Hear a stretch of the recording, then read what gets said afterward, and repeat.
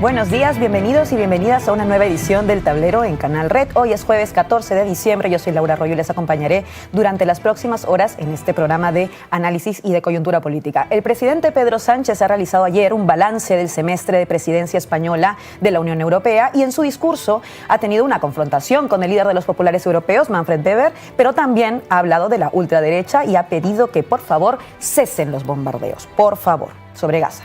Hablaremos de este discurso y de la relación entre las palabras y los hechos por parte de este gobierno del PSOE reforzado. Ayer también, a tempranas horas, se llegó a un acuerdo por parte de los casi 200 países que han estado presentes en la COP28. Un acuerdo que habla de transitar hacia el fin de los combustibles fósiles, que no es vinculante, pero que ha recibido el elogio de la ministra Teresa Rivera y de Sumar, pero el rechazo y alarma de activistas ecologistas y líderes de fuerzas de izquierda. Valoraremos este acuerdo y hablaremos también con Juancho López de Uralde de Alianza Verde al respecto. La reacción, el partido judicial y el lawfare continúan. El presidente del Supremo rechaza recibir al ministro de la Presidencia, Félix Bolaños, tras los ataques de Junts a los jueces. La reunión ha sido postergada, pero esta postergación habla por sí sola. Los jueces del Supremo están indignados y con enorme malestar. Hablaremos de esta reacción donde notamos esa fuerza para algunas sentencias, pero a la vez esa piel muy fina frente a la crítica política. Empezamos entonces con Pedro Sánchez ayer en Estrasburgo. En esta Cámara hay fuerzas políticas que no creen en Europa, que consideran a Europa una sociedad decadente, mimada, obsesionada por acometer la transición ecológica y defender unos niveles de igualdad y de bienestar social que no nos podemos permitir. Esas fuerzas políticas repudian o ignoran todos los avances logrados a lo largo de estas últimas décadas. Temen el futuro y solo quieren huir a un pasado glorioso que, por cierto, nunca existió y al que resulta imposible regresar. Yo tengo que decirles que no comparto este pesimismo, no comulgo con ese pensamiento reaccionario. Claro que hay cosas que tenemos que mejorar, claro que hay cosas que no funcionan, pero eso no debe hacernos olvidar que, a pesar de todo, Europa progresa. No ha parado de hacerlo desde el final de la Segunda Guerra Mundial y no existe ningún argumento empírico, ningún dato para pensar que no vayamos a seguir haciéndolo en el futuro. Europa progresa, como el gran lema de Pedro Sánchez ayer en Estrasburgo. Me acompañan hoy en la mesa Pablo Fernández de Podemos, gracias por estar con nosotras. Raúl Sánchez Cedillo de la Fundación de los Comunes, gracias por venir. René Soto, que nos acompaña nuevamente, analista político. Y Sara Plaza, periodista de El Salto. Empecemos con estas declaraciones, pero no solo estas declaraciones de Pedro Sánchez, sino en realidad esta suerte de balance, de resumen de este semestre que ha tenido la presidencia europea, en este caso la presidencia española en la Unión Europea. ¿Cómo valoramos estas declaraciones y un poco el papel que ha querido desempeñar Sánchez ayer? Pablo. Las declaraciones pueden estar bien, pero yo creo que se quedan en simples palabras. Yo creo que el balance del periplo de Pedro Sánchez al frente de la presidencia del turno del Consejo de la Unión Europea pues es decepcionante. Yo creo que hay dos cuestiones fundamentales. El pacto de migración y asilo, que a mi juicio es un triunfo de la ultraderecha. Es un pacto que permite procedimientos acelerados y procedimientos fronterizos, que son una suerte de campos de concentración para refugiados. Es un pacto que lo que hace es volver a atentar contra los derechos humanos de las personas migrantes y que no da solución en clave de derechos humanos al problema de la migración en Europa, y creo que también pues el siguiente punto muy negro es lo que está ocurriendo, el genocidio que Israel está perpetrando en Palestina. Pedro Sánchez no puede pedir, por favor, que cesen los bombardeos. Pedro Sánchez debería debería llevar a cabo acciones más contundentes, y creo que España ha desaprovechado una oportunidad muy importante para ser mucho más firme, mucho más rotunda desde la Unión Europea para poner fin al genocidio de Israel a Palestina y parar los pies a Netanyahu. Raúl. Sí, brevemente, la presidencia, el semestre ha estado eclipsado y el pobre Pedro Sánchez tenía unas elecciones, o sea, ha estado totalmente dominado por la agenda interna, perfil bajísimo, ha cumplido pues, el protocolo, y el final yo creo que este discurso es sintomático de, atendamos a los síntomas de lo que está pasando en la Unión Europea. Esa es una respuesta que luego vino, que la podríamos ver, de Manfred Weber, en la que por primera vez se explicita las direcciones terribles de la Unión Europea entre el statu quo del que has hablado tú, que es básicamente pues, una especie de neoliberalismo dulce, de política colonial dulce, de intentar solventar, es decir, intentar solventar con declaraciones la situación terrible del sistema internacional, las guerras y genocidio en Gaza, la guerra de Ucrania, que ello, por supuesto, no se cuestiona en su deriva, pero al mismo tiempo tenemos, y Manfred Weber fue tremendo, un discurso histórico que deberíamos ver, en la denuncia de la izquierda como un problema contra la libertad, etcétera, dejando claro que en las próximas elecciones se van a aliar con la ultraderecha para constituir tanto una comisión como un parlamento dominado por esas fuerzas. Y eso es precisamente el cambio, el punto de inflexión de toda la historia de las comunidades europeas, que al menos formalmente eran anticomunistas, por supuesto, pero también antifascistas. Y lo que estamos viendo es que el mapa europeo se está poblando de extremas derechas, racistas, coloniales y protofascistas, y la derecha tradicional, que era el bloque constitutivo junto a la socialdemocracia de Europa, ha roto los puentes. Yo creo que eso tiene una correspondencia en España. Y eso significa que también en la agenda española vamos a tener un respaldo de muchas fuerzas europeas, como hizo Weber. Hizo Weber que usted, por la amnistía, es un peligro para la democracia en Europa. Tenemos, es decir, una extensión del campo de batalla a una dimensión europea. Lo que me preocupa, y termino, es precisamente lo poco preparados que están las izquierdas reales y los movimientos sociales para este escenario, que es urgentísimo. Voy a darle paso ahora a René y a Sara, pero antes quería aprovechar un poco lo que han mencionado tanto Raúl como Pablo, además en términos más explícitos, que tiene que ver con el Pacto de Inmigración, que ha sido uno de los grandes temas sobre los cuales se ha hablado mucho, que por cierto se firmó aquí, en el sur, en Granada, a ver si no lo olvidamos. Esto fue lo que dijo ayer Noemí Santana, en la que ha sido la tercera intervención en 2 días recién de Podemos en el Congreso de los Diputados. Sabemos que durante las negociaciones España ha defendido la externalización de la frontera, siendo este uno de los elementos más dañinos, sin duda, e inhumanos. Pero es que además otra de las cuestiones que España ha empujado a incluir es que a los niños mayores de 6 años, dentro del procedimiento obligatorio en frontera, se les pueda incluso detener. ¿De qué estamos hablando? De detención de niños y niñas. El pacto, además, deja en manos de los territorios fronterizos estas detenciones, con los que serán necesarios grandes centros de retención. Ya le digo yo que el pueblo canario no va a permitir que se nos convierta en una suerte de cárcel de Alcatraz para personas migrantes. René. Bueno, antes de comentar lo de Pedro Sánchez, rápido con esto, que no sé si luego vamos a profundizar. Yo creo que aquí está claro que se está viendo lo que ha comentado Raúl al principio. Esto al final lo que se ha decidido es que los estados a la carta van a ser los que decidan su política respecto a la migración. De hecho, quien más contentos estaban con esto eran tanto Meloni, que en su momento celebró este pacto, en cierta medida, incluso Hungría y Polonia, que aunque hicieran aspavientos diciendo que no era suficiente, al final lo que hace es que puedan acogerse a la posibilidad de no haber una solidaridad compartida en Europa, que es la idea que tenían sobre todo los pueblos del sur de Europa, que es si hay un problema migratorio, si hay una cantidad de migrantes que necesitan asilo, que necesitan refugio, que tienen que ser acogidos por Europa, lo que se ha aprobado por el camino que estamos yendo es básicamente que cada estado decida. Algunos acogerán y otros irán una tarifa, digamos con una tarifa plana, yo doy dinero, lo aporto y no tengo que acoger. Es un triunfo de la derecha en ese sentido y la presidencia europea, como ha dicho bien Pablo, de España, aquí no ha estado a la altura en absoluto y se ha criticado muy bien por parte de Podemos, tanto con Izquierda Unida, tanto como Sumar. Pero siguiendo con esto, a lo de Pedro Sánchez, decir que yo creo que aquí lo que hemos visto es de todo menos una valoración de la presidencia europea, es una traslación del debate nacional, lo ha dicho él, con la ley de amnistía, y también del asunto que estamos viendo en la Unión Europea, que es qué va a pasar de cara a las próximas elecciones. ¿Se va a romper ese pacto, digamos, entre comillas, antifascista entre la socialdemocracia, liberales, poscomunistas, nuevas izquierdas que están naciendo con la supuesto centro-derecha europeo?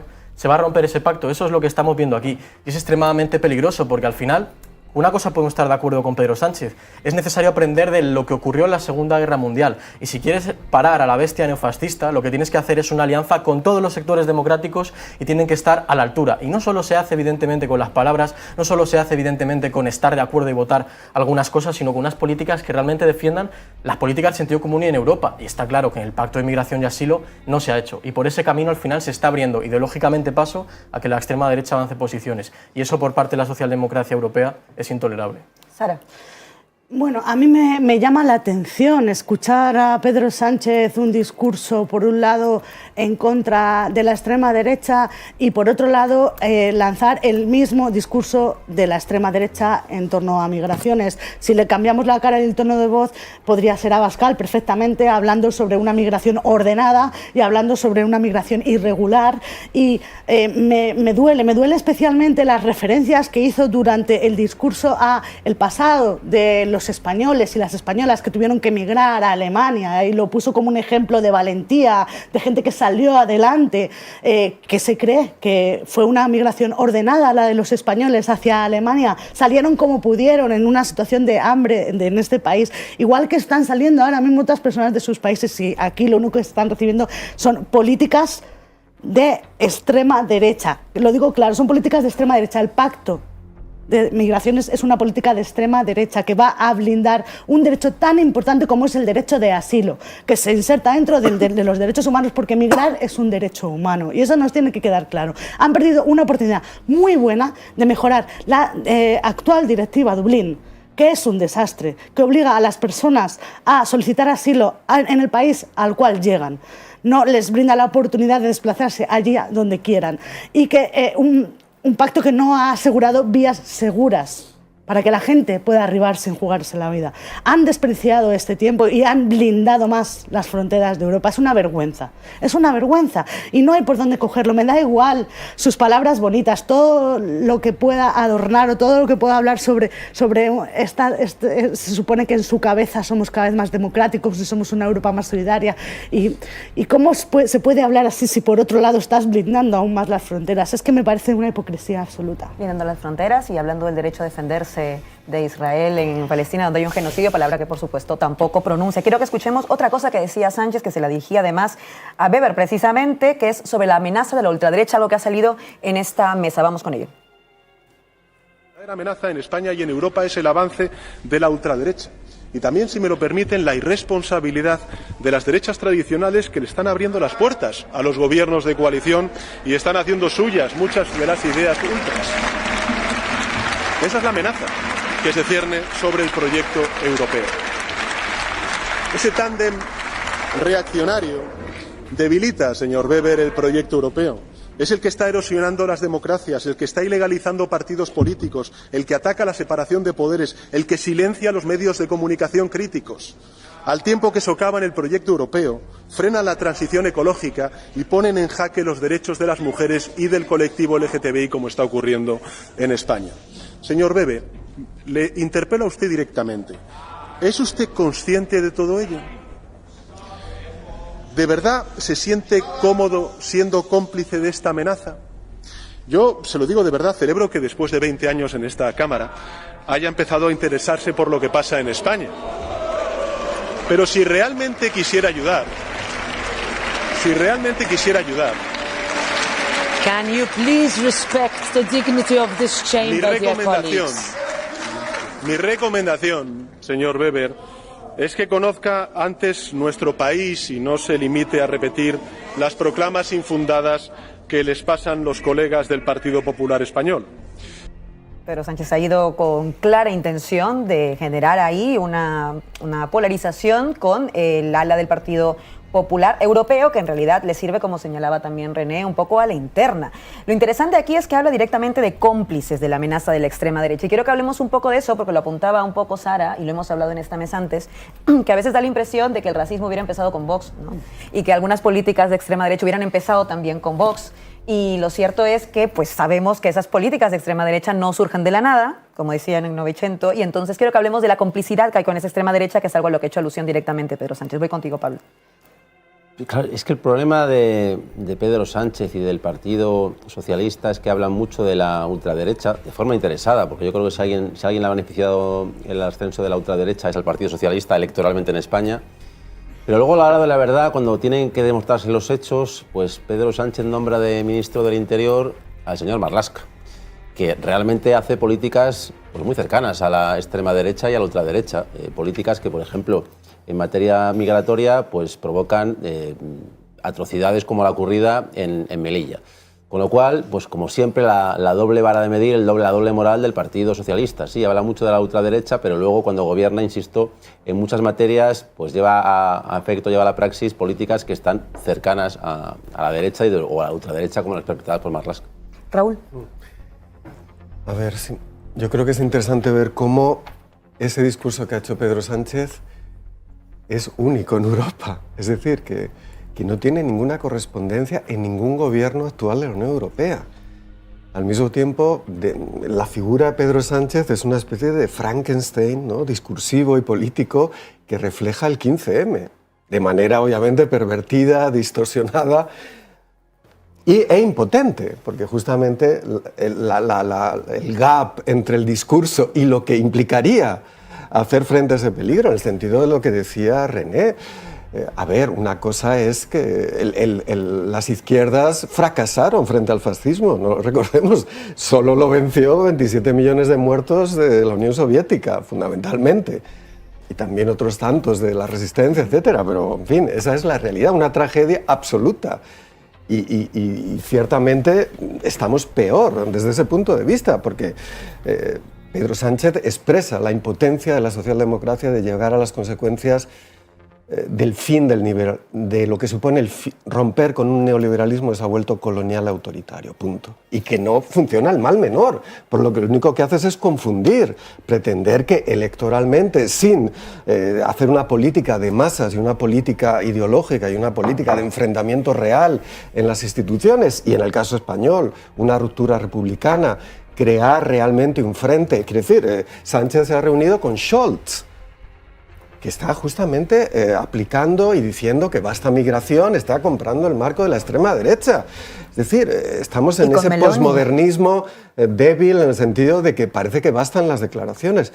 El problema es que la estructura de Europa desde Maastricht es una estructura colonial y racista, una estructura objetiva, invariante, que deshumaniza, animaliza a trabajadores y trabajadoras del sur global, que son absolutamente necesarios y que crean literalmente un apartheid en Europa. Los resultados de décadas de eso son los que vemos, y la percepción pública de esa diferencia, pensemos en Francia, pensemos en países que tienen millones de ciudadanos con ciudadanía europea que están absolutamente en la segunda o la tercera clase. Esa es la realidad en la que se aprovecha la extrema derecha, y al mismo tiempo una desigualdad social, una miseria, una precariedad también de las poblaciones, llamemos blancas, a la que la socialdemocracia no da ninguna respuesta más que el malmenorismo.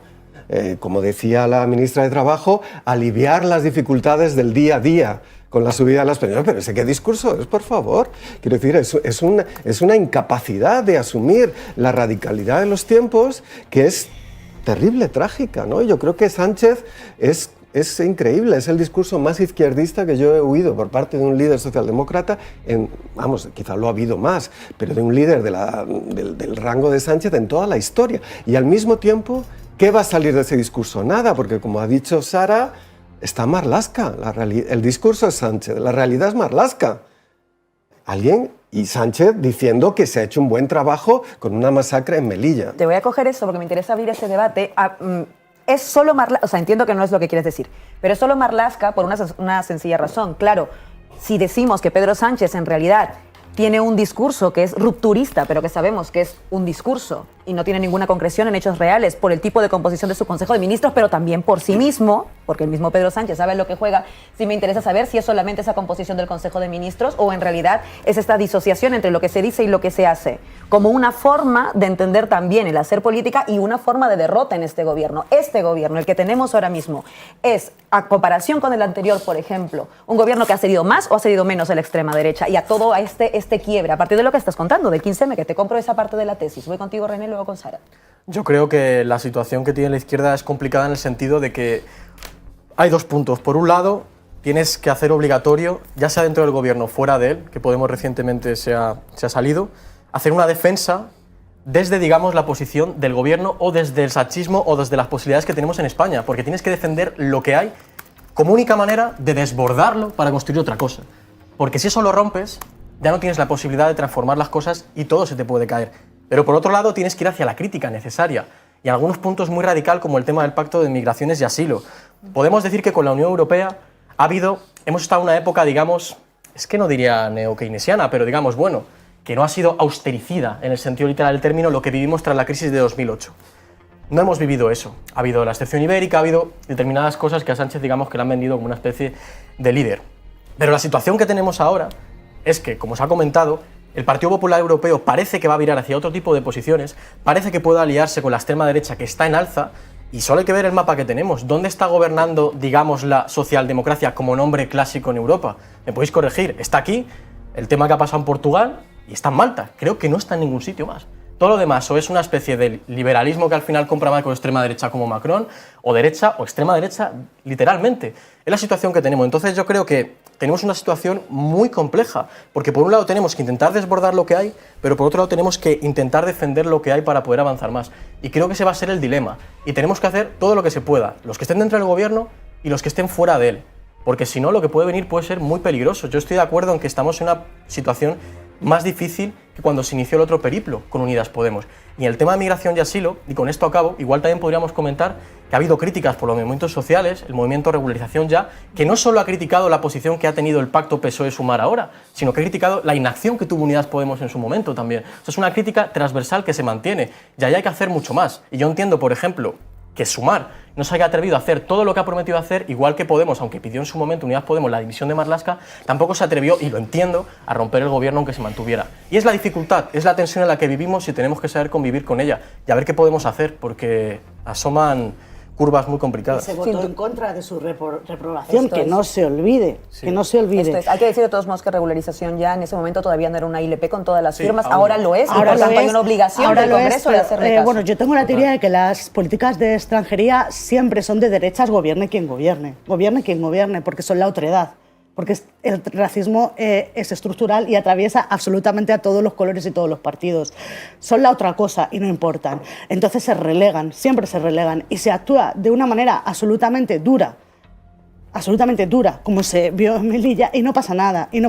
Y ahí sigue estando Marlaska. El gobierno más progresista de la historia no ha sido capaz de aprobar una ILP para convertir en personas dignas a más de 500 000 de personas que están viviendo en este país sin poder trabajar, sin poder tener acceso a un trabajo. Se dice rápido, pero es así. El gobierno más progresista de la historia no ha sido capaz. Se propuso regularizar a aquellas personas que trabajaban en sectores esenciales. Pero es establecer una ciudadanía a 2 velocidades, y es totalmente injusto, porque todas las personas tienen derecho a una mínima dignidad, y esa dignidad comienza en el trabajo. A tener el derecho a trabajar. Raúl, ¿me pedías palabra? No, yo creo que hay que ir un poco a hilar fino en esta cuestión. A ver, no es la situación en la que estaba Unidas Podemos en el gobierno, es una situación previa a... Se da durante la pandemia, que es un shock absoluto. Ahí es donde se genera lo que has dicho, René, de las políticas neokeynesianas, fondos de reconstrucción y resiliencia, Next Generation, que supuestamente eran un intento neokeynesiano y de Green New Deal, y con la guerra se han convertido y lo vamos a discutir ahora, directamente en un keynesianismo militar, de absoluta militarización de la economía, y de guerras comerciales, y muy poco en la dimensión de que porque muchos gobiernos, como el italiano, etcétera, salvo el español, no han aprovechado las posibilidades que daban las directivas europeas de subir al salario mínimo, de acabar con la precariedad, es decir, no han aprovechado esas oportunidades porque obviamente no están en sus políticas. Pero a lo que voy es que la coyuntura ha cambiado radicalmente. Es decir, que yo... No es mi punto de vista, pero entiendo que el punto de vista de Unidas Podemos era que, bueno, podíamos generar un ciclo progresista, ¿no?, de dialéctica. La situación ahora ha cambiado radicalmente. Ahora lo que estamos es que no hay un ciclo progresista, un ciclo reaccionario y fascista en toda Europa, y directamente los medios normales de la política parlamentaria no funcionan. Es decir, no son suficientes. Y que, por lo tanto, la cuestión del discurso, la cuestión de decir la verdad, la cuestión de decir que sin contrapoder popular, sin la dinámica de la gente en la calle, de las masas, de los movimientos, no hay nada que hacer.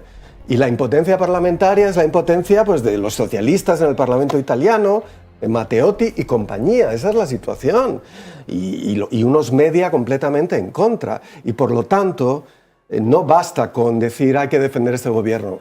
Lo que hay que plantear es que estamos en una situación de reloj de arena, es decir, que se acaba el tiempo y hay que ser absolutamente audaces. Y en eso implica también criticar a un gobierno y que pierda votaciones, obviamente. Es que una fuerza valiente tiene que jugar con eso. Si tienes miedo de eso por la extrema derecha, cuando el marco objetivo y europeo se desplaza a la extrema derecha, lo único que estás haciendo es meterte en la habitación del pánico y no mirar la realidad. Ese es el maldito problema. Y yo creo que hay que decirlo, porque si no, entre otras cosas, quien va a sacar una especie de rédito de victoria pírrica, porque al final va a ser la impotencia, es el Partido Socialista, porque Sánchez está haciendo campaña electoral ahí y va a arrasar con la izquierda si no cambian las cosas, porque obviamente es el mal menor y como nadie le dice que hay una disociación esquizofrénica entre su discurso y la realidad, pues se va a llevar de calle, porque es un discurso, insisto, de lo más de izquierda que hay ahora mismo en toda Europa. Como decía al inicio, quería hablar, está bien este debate sobre también la figura del gobierno, esta disociación esquizofrénica entre lo que dice y lo que hace Sánchez, a partir de algo que también ha ocurrido con otro personaje de gobierno, en este caso es la ministra de Sanidad, Mónica García, que ha sido criticada por estas declaraciones. Vamos a oírla. ¿O no hay cita? ¿La sanidad privada debería estar preocupada con usted como ministra? No, en absoluto. Yo siempre he tenido mucho respeto a la sanidad privada como tal. La sanidad privada, bueno, pues tiene su negocio. Lo que yo sí que he criticado desde muchas veces, y en concreto en la Comunidad de Madrid, son esas fórmulas híbridas que con el dinero público se paga unos determinados beneficios económicos de unas determinadas empresas que la mayoría de las veces no están ni siquiera en España y que al final hacen que sean más caros los procedimientos. Hace tan solo un par de días, pero ayer estas declaraciones tuvieron un impacto directo en el presidente de NH Hospitales. Estuvo en el 10º aniversario de Forbes. Vamos a escucharlo. No están dentro de cobertura, o sea, hay que darle una vuelta entera al sistema sanitario público para que de alguna manera, como digo, todo el mundo es susceptible en un momento determinado de necesitar la sanidad pública. En nuestro modelo, el sistema sanitario privado, no estamos hechos para ser una alternativa, ni queremos serlo, ni estamos hechos para ser una alternativa, que es lo que está pasando ahora, sobre todo para el acceso, y tenemos que intentar esforzarnos todos y hacer poner los cimientos para que el sistema sanitario público, que por cierto la ministra hasta ahora pues es en lo que se está volcando. ¿Eres optimista? Pues era muy pesimista, pero la voy viendo, voy comentando con ella y voy viendo lo que va haciendo y oye, pues por ahora no ha demostrado, no hay ningún signo de ideología y de sectarismo, y su mayor preocupación es solucionar no los problemas del sistema sanitario, no. Los problemas los tiene la gente. Eso no hay que recordar. Los problemas no los tiene el sistema sanitario público, los problemas los tiene la gente que espera. En España hay 6 millones de personas en lista de espera, que se dice pronto. 5 millones pendientes de un diagnóstico, que se dice todavía más pronto. ¿Sabes? Es que eso al final, pues si queremos no lo vemos, pero si tú te tardan 4 meses en la consulta con el especialista, 3 meses en las pruebas, otros 2 meses tardas un año. Pues hombre, algunos se quedará en el camino seguramente, ¿no? Aunque no queramos verlo, ¿no? Seguro. Entonces, bueno, yo creo que por ahora pues estamos esperanzados porque parece que se va a dedicar a lo importante. Por lo menos no tenemos otras sospechas. Ojalá sea así. Más nos vale a todos. Muchas gracias, doctor. Las palabras tienen consecuencias y muchas veces son otras palabras también de cierto apoyo, ¿no? Y de gestos. Creo que no es nada casual ni menor que el presidente de H&M Hospitales en el 10º aniversario de Forbes diga que se siente esperanzado con la ministra de Sanidad luego de estas declaraciones. A partir de ahí abro la mesa porque hablamos precisamente del tipo de gobierno para enfrentar lo que decimos las extremas derechas, que suelen tener un caldo de cultivo en la falta de acceso a algo tan importante como es el derecho a la sanidad. Sara. Bueno, yo hace unas semanas vine aquí y deposité mis esperanzas en que Mónica García, derogada la ley 15/97, la ley Aznar, que abre la puerta a las externalizaciones en la sanidad pública. Y hoy me tengo que lamentar de mis esperanzas depositadas en Mónica García porque veo que ha aceptado el disciplinamiento del PSOE para entrar dentro del gobierno. Me temo que ha sido así porque ese dejar la puerta abierta a este tipo de colaboraciones con supervisión, dice ella, y pone de ejemplo a Cataluña, un sistema totalmente privatizado con unos problemas muy gordos, me parece bastante decepcionante, sinceramente, porque no creo que existan controles suficientes para poner coto a las ganancias de empresas privadas que entran dentro de la sanidad. No existen, no existen, y la realidad nos lo ha demostrado. Por un lado, critica Fresenius y por otro lado, deja la puerta abierta a ese tipo de colaboraciones. Es muy grave. Y también es muy grave cuando se habla de esta supuesta ley para acotar las listas de espera, que es una ley que puede tener una doble consecuencia. Es una ley que puede traer la consecuencia de que si tú a una comunidad la obligas a llegar a un número, esta comunidad puede llegar a ese número a través de externalizar esos tratamientos y recurrir a la sanidad privada, que es lo que hace la Comunidad de Madrid, derivar nuestras citas a la Jiménez Díaz. Esto es muy preocupante. De verdad que yo no me esperaba este giro en Mónica García, habiendo sido una persona muy comprometida con la defensa de la sanidad pública y una persona que tenía declaraciones muy contundentes durante la marea blanca. Y ahora de repente escucharla decir esto, a mí me huele a disciplinamiento. Esa es la teoría a la que yo he llegado, viendo la postura que tuvo el PSOE durante la pasada legislatura con respecto a la ley sanitaria, que una ley que quedó bloqueada porque Unidas Podemos decía que había que cerrar la puerta a las colaboraciones y el PSOE mantenía la palabra excepcional, de manera excepcional, que todos sabemos que es un coladero al final. Pues a mí me casan mucho estas declaraciones con la postura del PSOE y a mí me da bastante pena. René. A ver, francamente, yo no entiendo por qué ha hecho esto Mónica García. Vamos a ver, yo entiendo que tú, como tu acción de gobierno, la situación que tienes, una minoría con respecto al PSOE mayor que había antes, unas comunidades autónomas controladas en su mayoría por la derecha y por lo tanto que pueden movilizar muchísimo más los intereses de la sanidad privada, como lleva haciendo la derecha, los de Madrid lo sabemos bien, durante años. Entiendo que digan, no voy a hacer una batalla política contra la sanidad privada en lo discursivo. Puedo entender que no lo hagas, pero no digas esto. ¿Qué ganas? O sea, yo me pregunto, ¿qué gana Mónica García haciendo este comentario? Yo entiendo que no te vayas a enfrentar a eso en forma discursiva, porque lo tienes bastante complicado. Así que céntrate en no decepcionar. Porque si algo podemos aprender del ciclo anterior, con Unidas Podemos, que si pones expectativas muy grandes, puedes decepcionar. Y además, yo entiendo que Mónica García ha ascendido en mi posición, creo, igual me equivoco, yo creo que Más Madrid tiene una idea de intentar ganar poder interno en Sumar, que entiendo que es muy legítimo.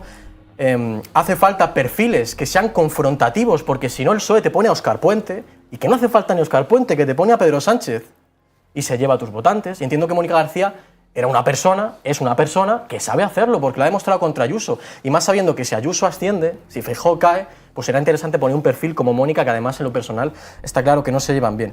Entonces yo creo que aquí se ha equivocado.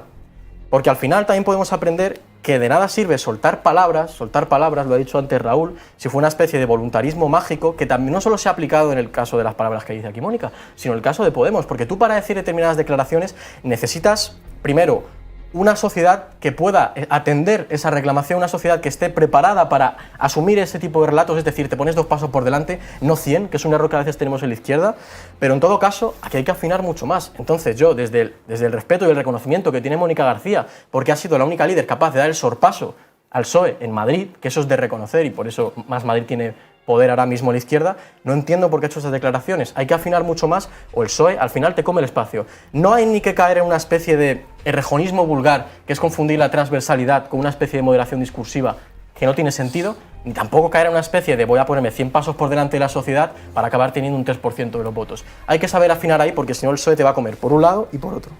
Pero es que a mí lo que me da la sensación ahí no es que se haya equivocado. Claro, es el problema. Es que es el problema. El problema es que no se ha equivocado. Que no digo qué ganas. Está poniendo la tirita antes de que pase. Claro, ¿no? ¿qué ganas? Voy con Pablo, que me pedía palabra.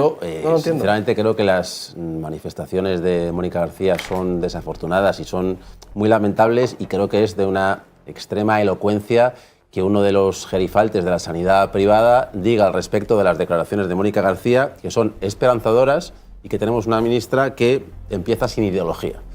Pues claro, el gobierno de España no puede empezar peor, porque si tenemos una ministra de Sanidad que no incomoda a los gerifaltes de la sanidad privada, si tenemos una ministra de Vivienda que no incomoda a los grandes propietarios, pues al final tenemos un gobierno desideologizado que lo que hace es gobernar para los de siempre, gobernar para las élites. Yo creo que Mónica García aquí, insisto, se equivoca enormemente, y lo que debería haber hecho una ministra de Sanidad que de verdad apueste por la sanidad pública es, en su primera intervención, o una de sus primeras intervenciones, decir, Miren, este gobierno tiene como prioridad absoluta la defensa a ultranza de la sanidad pública y por eso nuestro objetivo fundamental es derogar la ley 1597, que es la que abre la puerta a la privatización de la sanidad.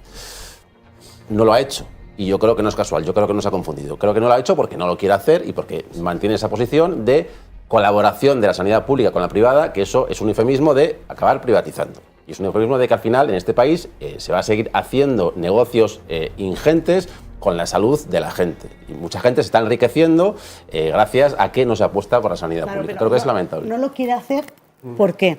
Es que es el tema. Yo creo que ella, antes de entrar en el gobierno, manejaba otro discurso. ¿Qué es el gobierno? ¿Una trituradora? ¿Una trituradora de idealismos o de ideales? ¿O una trituradora del bien común? No necesariamente. Entonces... Puede ser una lectura política, yo creo. Yo creo que hay una lectura política de decir, en el contexto que hay, la ideología neoliberal, el poder que tiene en España respecto a la privada, quizás abrir esa batalla no es útil. O sea, yo creo que es una lectura política, no que haya no tiene por qué haber te da un toque, no. O sea, que hay una lectura política de entenderlo así. Yo creo que si eso lo analizas, es que tienes que ahorrarte ese comentario, es que no tienes que decir... Si no dices lo que ha dicho Pablo, que a mí personalmente, pues evidentemente me parece bien, no digas eso. Yo creo que es lo que te digo, que a veces se confunde la transversalidad con una especie de moderación discursiva rara. Y es un fallo, yo creo que va por ahí, no que haya un disciplinamiento de te doy un toque ni se te ocurra meterte aquí. ¿Sabes lo que te digo? Yo creo que van por ahí, que es un error de lectura política por parte de es un error Mónica. Comunicativo enorme. Sí, es lo que pienso yo. Yo pienso de verdad que es un error, porque no podemos dudar de que ella defiende lo que defiende, lo ha defendido en Madrid, ha defendido a María Blanca, entonces... Yo creo que va por ahí. Voy con Raúl, que pedía palabra, y seguimos con el tema. No, yo creo que es un síntoma de que la gente no está a la altura, básicamente. Quiero decir, la cuestión de la sanidad es una emergencia a partir de la pandemia, es una cuestión fundamental. Y además está siendo destruida.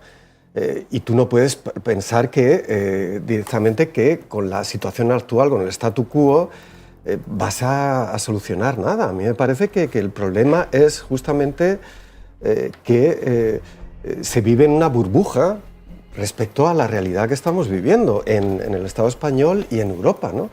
Y es esa incapacidad de estar a la altura de un combate fundamental como es el de la cuestión sanitaria, el de la educación concertada, que son fábricas de dictadura y fábricas digamos, que siembran fascismo. Tú no puedes tener una situación sanitaria como la que tenemos, con listas de espera, con enfermedades graves que no se tratan, en un marco de percepción y de discurso mediático y político que establece el acceso, por ejemplo, a la sanidad de las personas migrantes, y una situación en la que la extrema derecha incide sobre eso diciendo que se está atendiendo a los no españoles.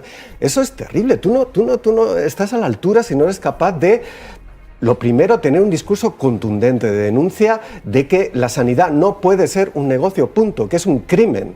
Y que la pandemia ha demostrado que la sanidad es un absoluto y que se han de poner todos los medios e interpretar la Constitución en el sentido de la función social de la propiedad para expropiar, y no solo la 1597, punto. Y que ese es tu programa, aunque estés en el gobierno y negocias, pero discursivamente, siendo médico, es terrible, es desolador. Yo creo que el efecto de estas declaraciones en la gente que ha estado con ella, en la marea blanca, en la gente que se está movilizando en los centros de salud, es devastador. Y eso ya es, joder, terrible, mucho peor que lo del bono social. Hombre, claro, es que duele más.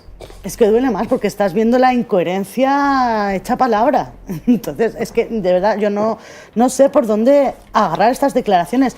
Y sí me gustaría que, por favor, en el tema de retornar a la sanidad universal fueran firmes, que no nos la volvieran a jugar. Yo confío en que en este caso no comprarán el discurso del PSOE sobre el turismo sanitario. Espero que tengan valentía y espero que dentro de unos meses todas las personas puedan acudir al centro de salud sin tener que pasar por la humillación que están pasando muchas en la actualidad. Es verdad que estamos hablando un poco también de razones, ¿no? René planteaba una tesis que tiene que ver más con una lectura política, que es la que la lleva a tener estas declaraciones distintas a las que ella defendía antes. Otros plantean que no está simplemente a la altura, Pablo que no se ha equivocado, Sara también de alguna manera sigue por esa línea, ¿no? Que dices que hay una incoherencia total. Es verdad que es decepcionante, pero no solamente para la gente que está o que ha estado o que pertenece al mundo, al espacio, al cuerpo sanitario, sino en general cualquiera que vota y que lo hace por un programa, pero también por determinados líderes, como apuntaba tú también, René. O sea, hay liderazgos que se deben un poco a eso. Preguntaba también René, ¿qué es lo que gana?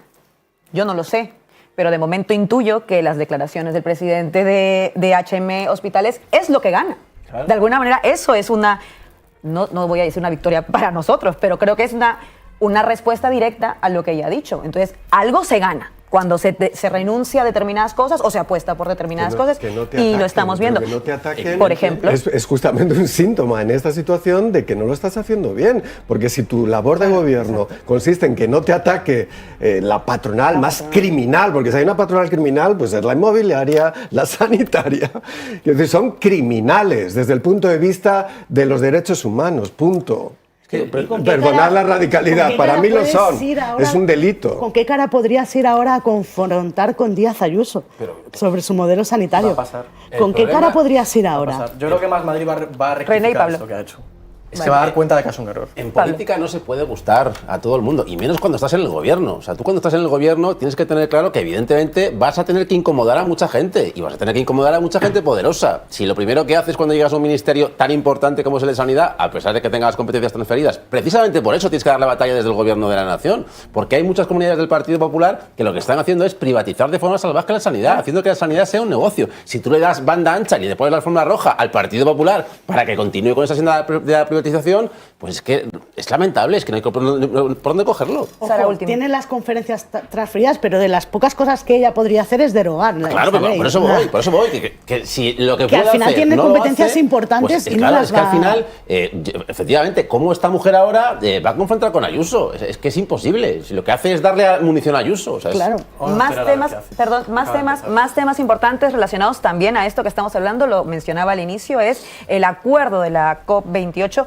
que también fue celebrado ayer por diferentes líderes, entre ellos la ministra de Transición Ecológica, Teresa Rivera, pero también por el miembro de la ejecutiva de Sumar, Marceli. Hablaremos de eso ahora, pero antes quiero que escuchemos lo que dijo el que presidía la COP28 y lo que además es el CEO de una de las petroleras más grandes y más importantes y que más lucran con el negocio de los combustibles fósiles, el Sultán Al Jaber. Vamos allá. Over the last 2 weeks, we have worked very hard to secure a better future for our people and our planet. We should be proud of our historic achievement. And the United Arab Emirates, my country, is rightly proud of its role in helping you to move this forward. Ladies and gentlemen, the world needed to find a new way. And by following our North Star, we have found that new path. We have delivered a comprehensive response to the global stocktake and all other mandates. Together, we have confronted realities and we have set the world in the right direction. Para el presidente de la COP28 y, como decía, CEO de una de las petroleras más importantes a nivel mundial, el Sultán Al Jaber, este ha sido un logro histórico, un historic achievement, y hay que celebrarlo, como él señalaba, además agradeciendo a los casi 200 países que han aceptado este acuerdo, que han acordado esto y que, por cierto, le han dado una ovación en pie durante varios minutos al presidente de la COP28. Está con nosotros Juancho López Uralde, secretario confederal de Alianza Verde. Juancho, gracias por estar con nosotras un ratito en el tablero. Hola, un placer, encantado. Primero que te voy a pedir, como es obvio, es una valoración sobre el acuerdo al que se ha alcanzado ayer, más allá de las mismas declaraciones de Al Jaber, sobre todo el acuerdo. Sé que desde Alianza Verde no lo han recibido con especial alegría, sino por el contrario, con algo de alarma. ¿Cómo lo valoráis? Bueno, yo cito a un delegado de la cumbre que decía, con este acuerdo salvamos la cumbre, pero no salvamos el planeta. Yo creo que eso define muy bien exactamente lo que ha ocurrido. Es decir, finalmente, pues evidentemente para los Emiratos Árabes, y esta declaración de Al Jaber así lo confirma, esta cumbre era un enorme ejercicio de relaciones públicas y de lavado de imagen, y a ellos les ha salido bien, y por lo tanto ellos están contentos, ¿no? Ahora bien, la pregunta que nosotros tenemos que hacernos es si realmente lo que se ha acordado en la cumbre es histórico, como nos han dicho, o no lo es. Y yo creo que no lo es en absoluto. A mí me parece que en el contexto en el que estamos, y creo que el contexto es fundamental a la hora de valorar el resultado de la cumbre, ¿no? En un contexto de cambio climático acelerado, donde estamos muy cerca ya de superar ese 1,5 grados centígrados de aumento de las temperaturas medias, el que una referencia suave a los combustibles fósiles se considere como un acuerdo histórico, pues sinceramente a mí me parece que no lo es, y creo que el acuerdo además abre nuevamente la puerta pues a falsas soluciones como la energía nuclear, habla del gas como combustible de transición, la captura de carbono, etcétera, etcétera. En definitiva, yo creo que es un acuerdo, una vez más, un acuerdo de mínimos que salva efectivamente la cumbre, pero no salva el planeta.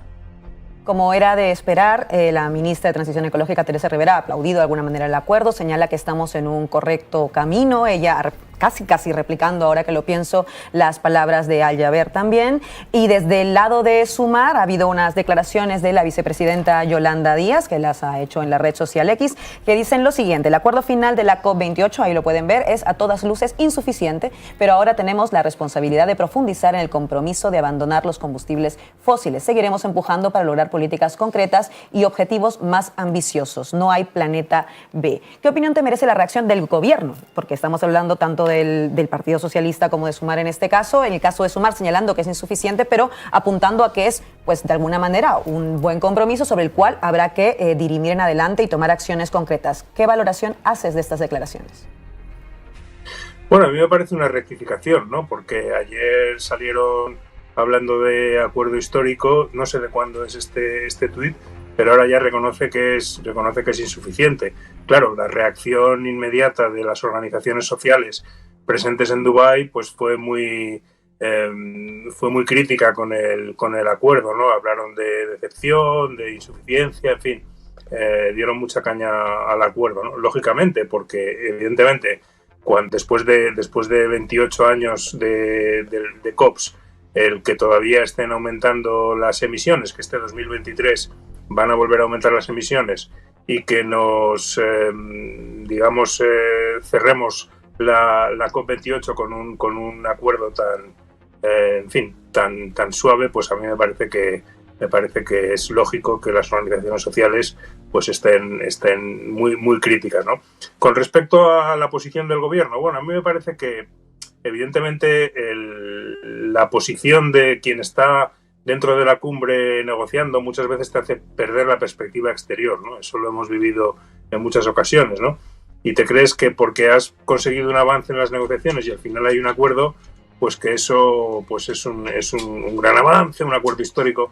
Yo ya insisto, creo que no lo es. No comparto la euforia desde luego de Teresa Rivera, la justifico en el sentido de que estando allí tantos días, al final pues el que se cierre el acuerdo y se salve la cumbre, pues genera en los delegados siempre cierta alegría y cierta euforia, pero lo cierto es, insisto, que no podemos estar satisfechos con lo que se ha acordado allí. Es un acuerdo, bueno, pues de mínimos, pero en absoluto nos va a servir para acelerar la salida de los combustibles fósiles, que es lo que tanto necesitamos.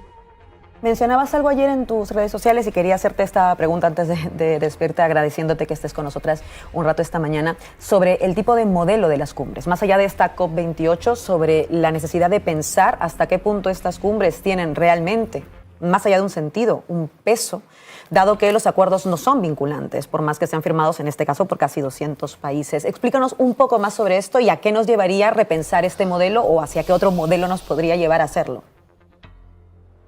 Claro, yo no comparto, digamos, esa crítica de que las cumbres no sirven para nada, etcétera, porque yo creo que es bueno que los gobiernos se reúnan una vez al año para avanzar en medidas contra el cambio climático, ¿no? Ahora bien, este proceso a lo largo de los años se ha ido llenando de trampas que le restan eficacia.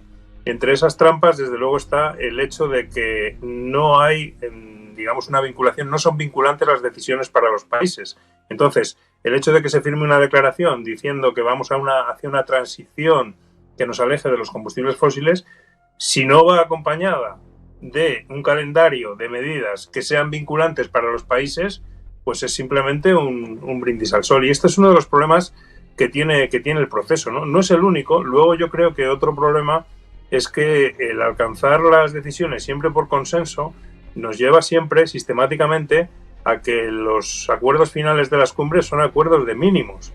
Y esto hace que realmente no se avance. Yo creo que habría que cambiar la toma de decisiones, porque hay una minoría de países, que son normalmente los países productores de petróleo, que siempre están poniendo el freno a cualquier avance, y es probablemente la causa de que esto vaya tan despacio, ¿no? Entonces, bueno, yo creo que hay una serie de elementos que creo que habría que cambiar, porque alguna crítica tienen que asumir los gobiernos, aparte de la falta de voluntad política, pero sobre el proceso en sí mismo, porque si no, ¿cómo podemos explicar que a pesar de los años que llevamos hablando de estas cuestiones, todavía no hayamos alcanzado el pico de emisiones y que 2023 vaya a superar nuevamente el récord de emisiones de gases de efecto invernadero? Yo creo que esto es un fracaso colectivo y esto hay que hacérselo mirar. Juancho López Uralde, de Alianza Verde, muchísimas gracias por estar con nosotras en el tablero. Te tendremos pronto nuevamente, seguro. Muchas gracias. Un saludo.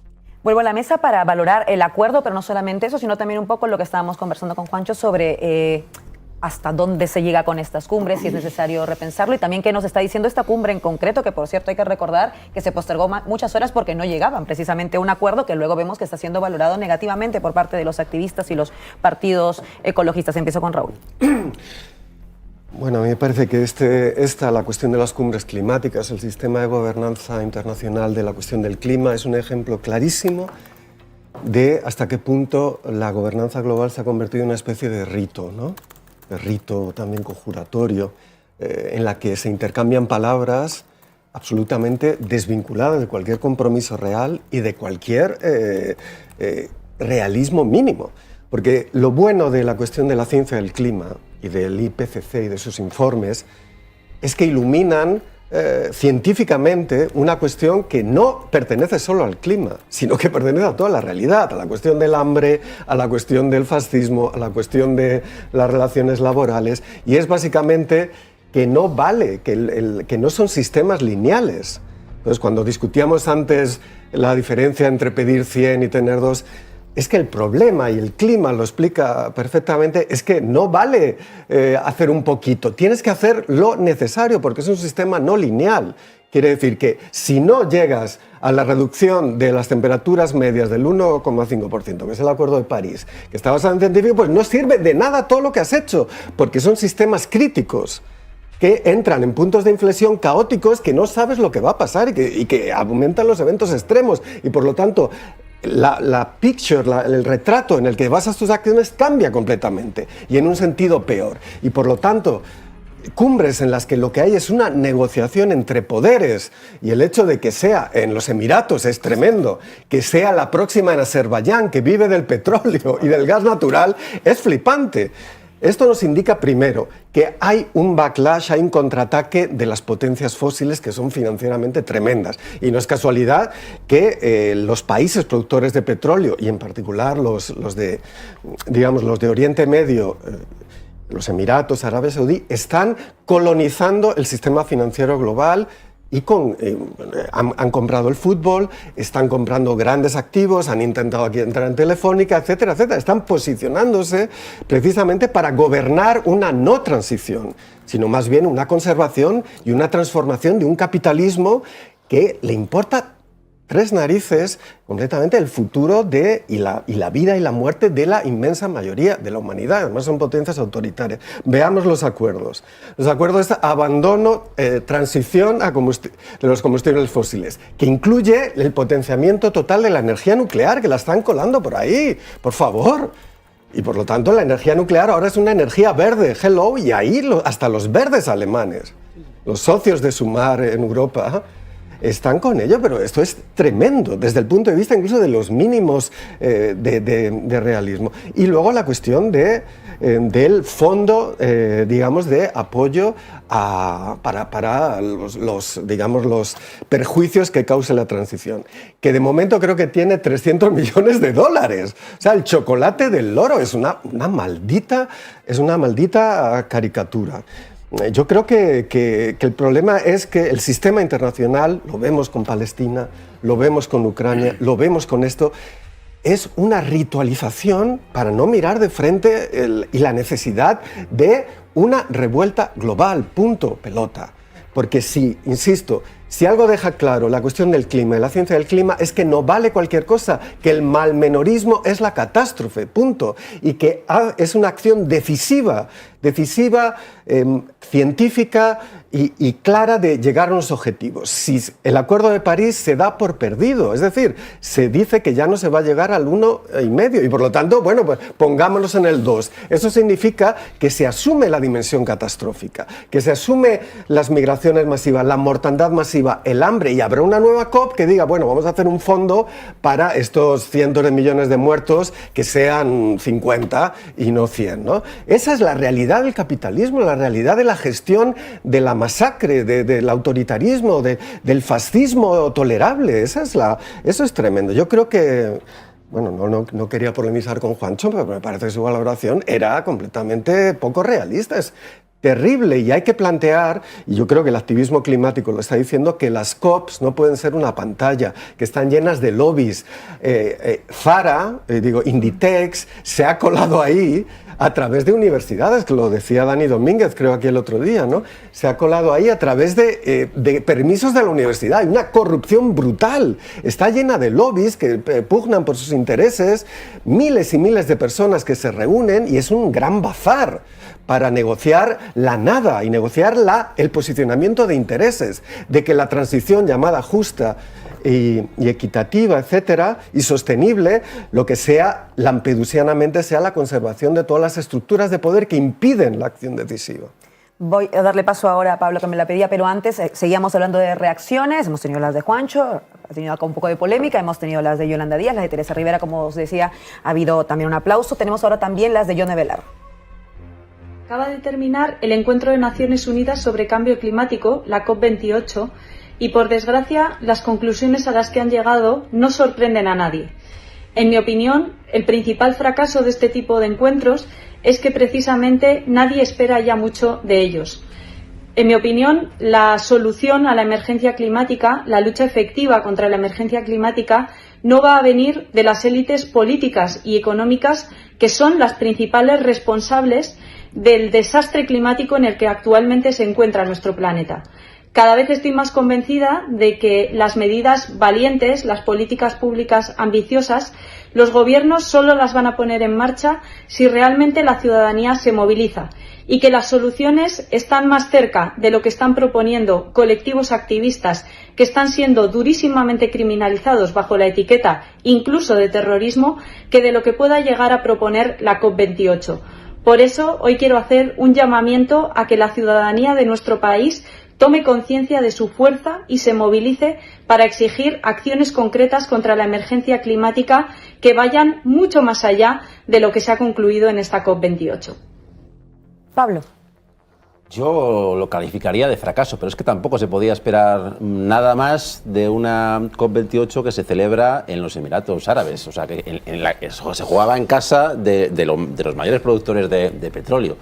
Se elude completamente cualquier compromiso para eliminar los combustibles fósiles. Se abre la puerta a energías ultracontaminantes como el gas y como la energía nuclear. Es que se está diciendo que la energía nuclear es una energía limpia, una energía verde. O sea, es que esto es un sinsentido absoluto. Por supuesto, se renuncia a cumplir los objetivos del Acuerdo de París. O sea, yo creo que es un absoluto dislate que haya gente que esté sacando pecho y que esté diciendo que esto ha sido un éxito rotundo. Yo creo que también ejemplifica mucho lo que es Teresa Rivera y las políticas que hace Teresa Rivera en materia de transición ecológica. Yo estoy absolutamente de acuerdo con Raúl. Es que aquí el mal menor es la destrucción del planeta. O sea, aquí dar un paso ínfimo, muy pequeño, equivale a la desaparición del planeta. O sea, aquí no se puede quedar uno con medias tintas. Por eso creo que es un fracaso enorme.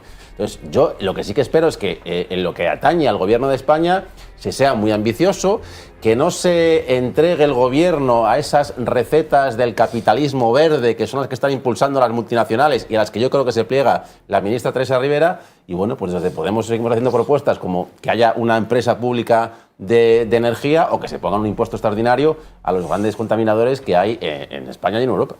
René.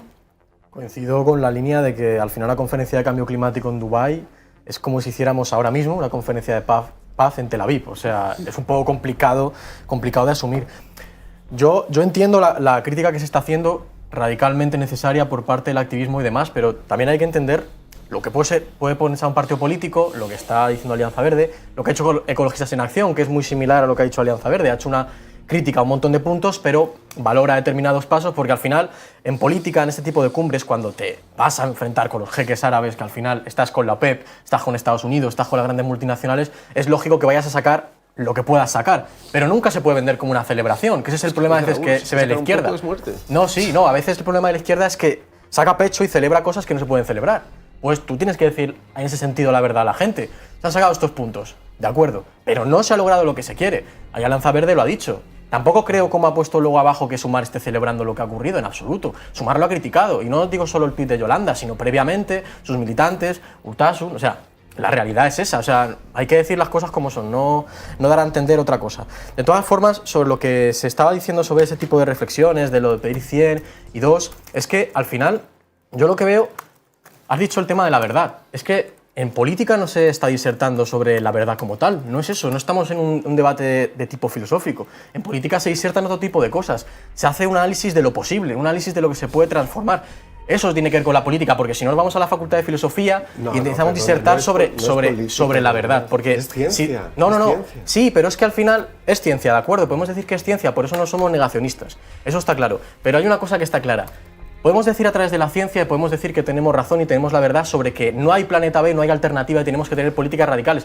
Eso estamos de acuerdo, pero tenemos que tener clave que esto no es un debate filosófico, es un debate de política. Y en política tenemos que ver la realidad que tenemos y un pueblo que cada vez más vira hacia la extrema derecha, que cada vez más asume postulados negacionistas, que cada vez más se traga el cuento de la Agenda 2030 y el control poblacional. Y esa es la realidad que tienes, con la que tienes que trabajar. Es que eso es lo que tenemos. Y no vale solo con la izquierda el enfoque catastrofista, porque se ha demostrado que no funciona. Necesitamos algo más. Necesitamos algo más. Y ahí, la crítica radical, la crítica filosófica, la crítica cultural es fundamental, pero también la alianza de los movimientos sociales con los partidos políticos. Y esto es el conflicto que tenemos en la política. Y tenemos que verlo de esta manera. Pero quería responder, dale, por alusiones. Que no, creo que no me has entendido, René. Lo que estoy diciendo literalmente es que yo creo que no hay un colectivo de producción transnacional científica, de verificación, de discusión de años, como el IPCC, que es un panel de, creo que alrededor de 30.000 científicos y expertos, que se reúnen y publican el sexto informe, ¿me entiendes? Es un hito global.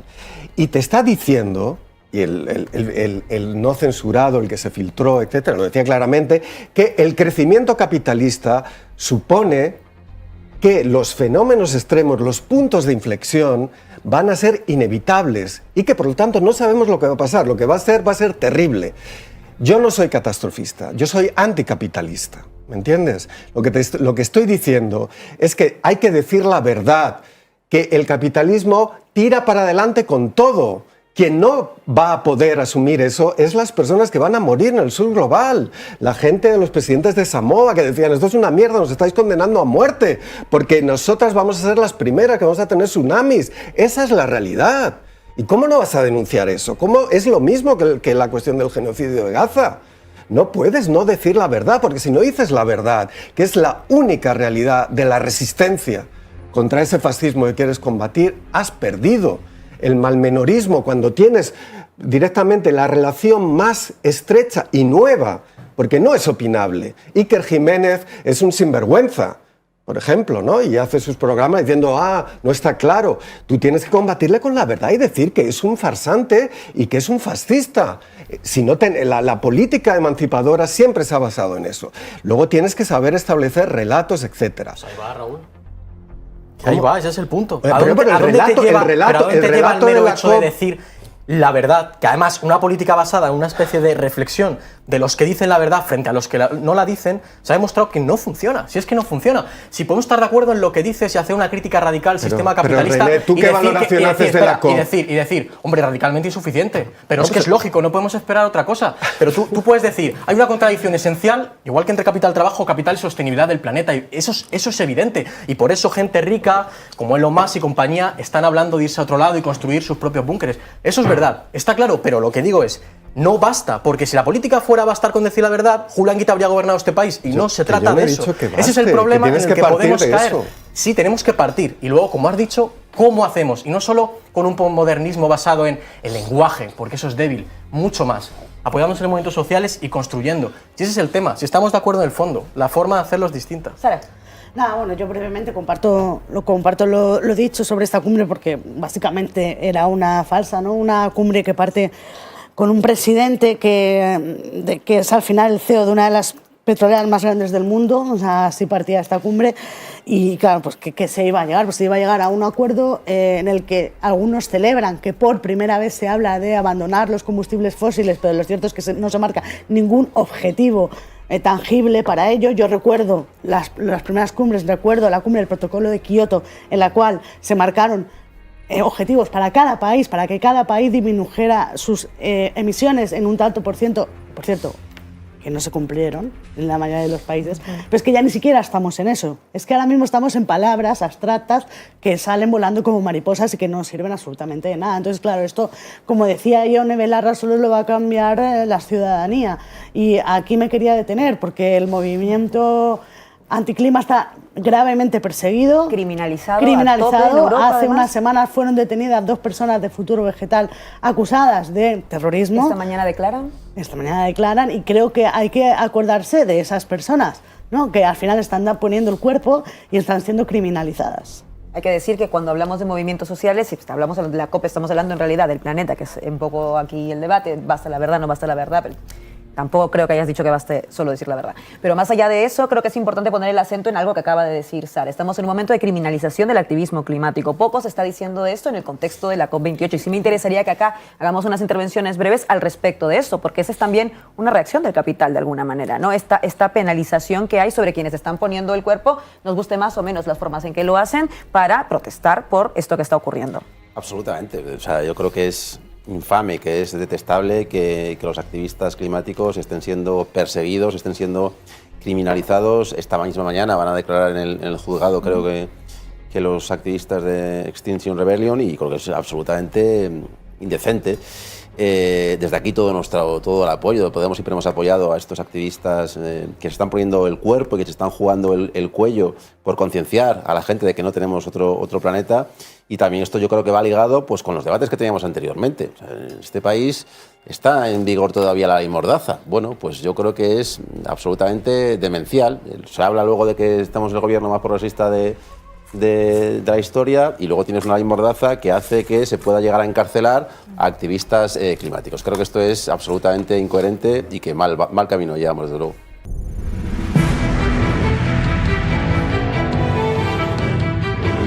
Bienvenidos de vuelta al tablero. Seguimos aquí, cambiamos de tema, pero es un tema fundamental. Hoy hablamos de lawfare, que fue lo que han visto en el episodio de Conceptos Básicos justo hace unos minutos. Y para hacerlo, contamos también, porque es indispensable vincular el lawfare al mediafare, al papel de los medios de comunicación en estas orquestaciones que utilizan las estructuras del poder, las estructuras del Estado, para ir contra adversarios políticos y, por tanto, subvertir la democracia. Nos acompaña Roberto Laquidain, consejero de Radio Televisión Española. Gracias, Roberto, por estar con nosotras una vez más en el tablero.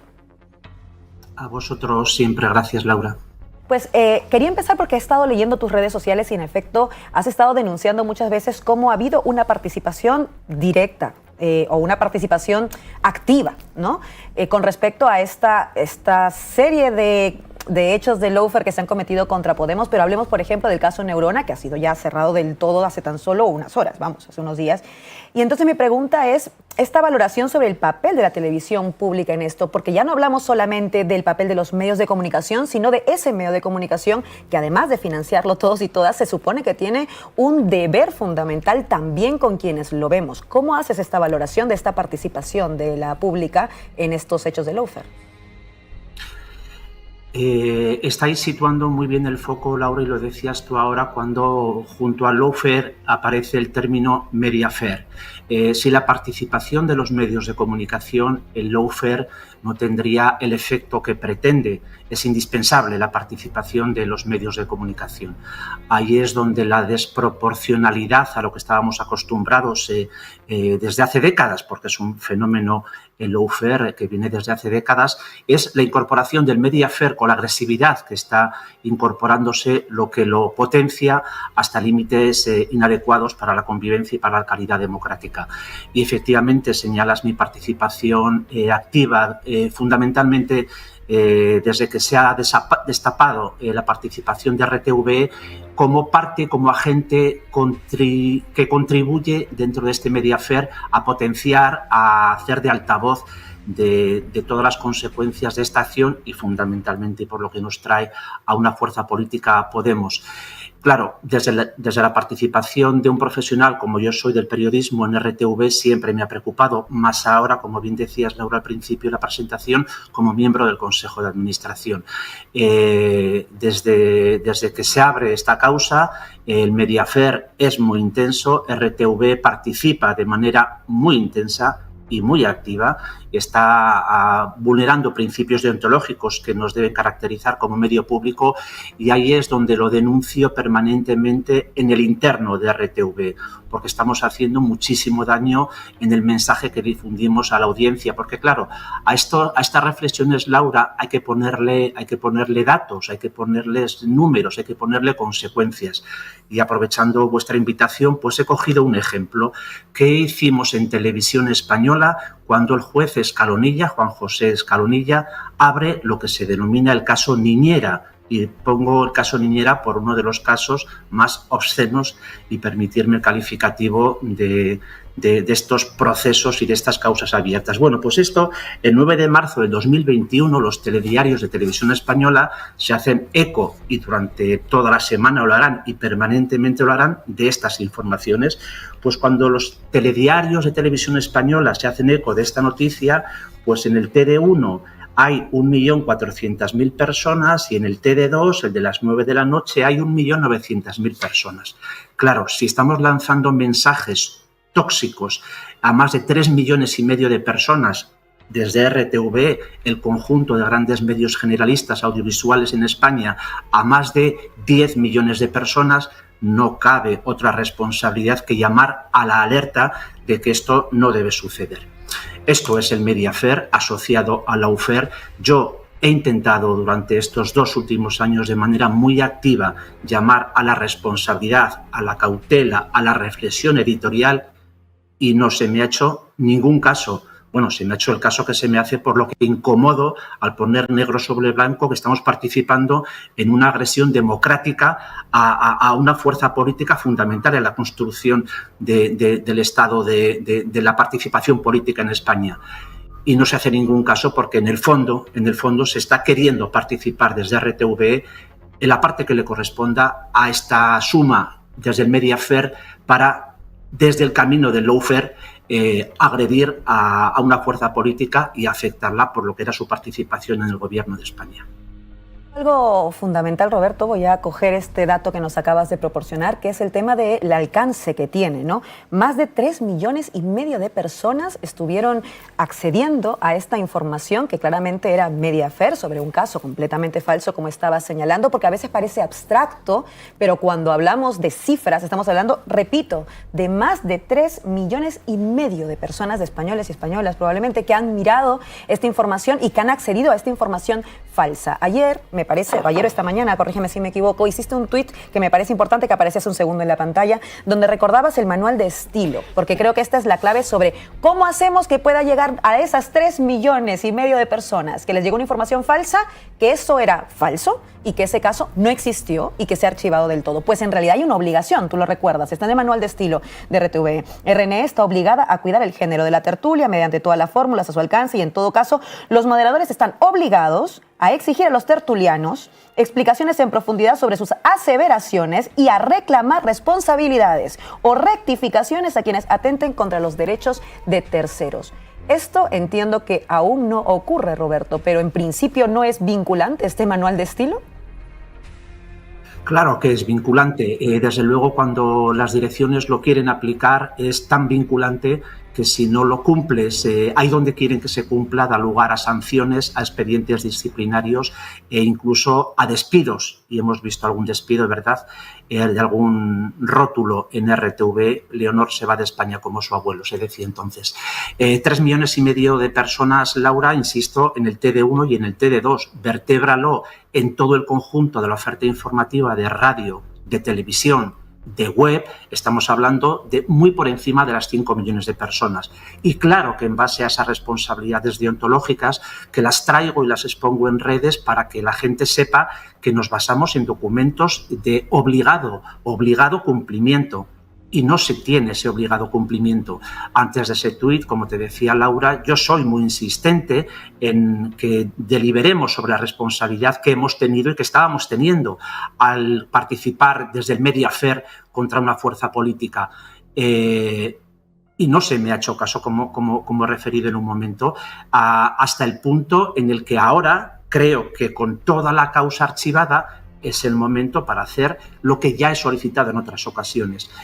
Programas especiales, porque no vale que hagas una noticia en el TD2 del pasado martes y esto se dé por satisfecho. No, tiene que haber una acción desde la Corporación Pública de RTV sobre cuál ha sido nuestra responsabilidad en esta agresión a una fuerza política.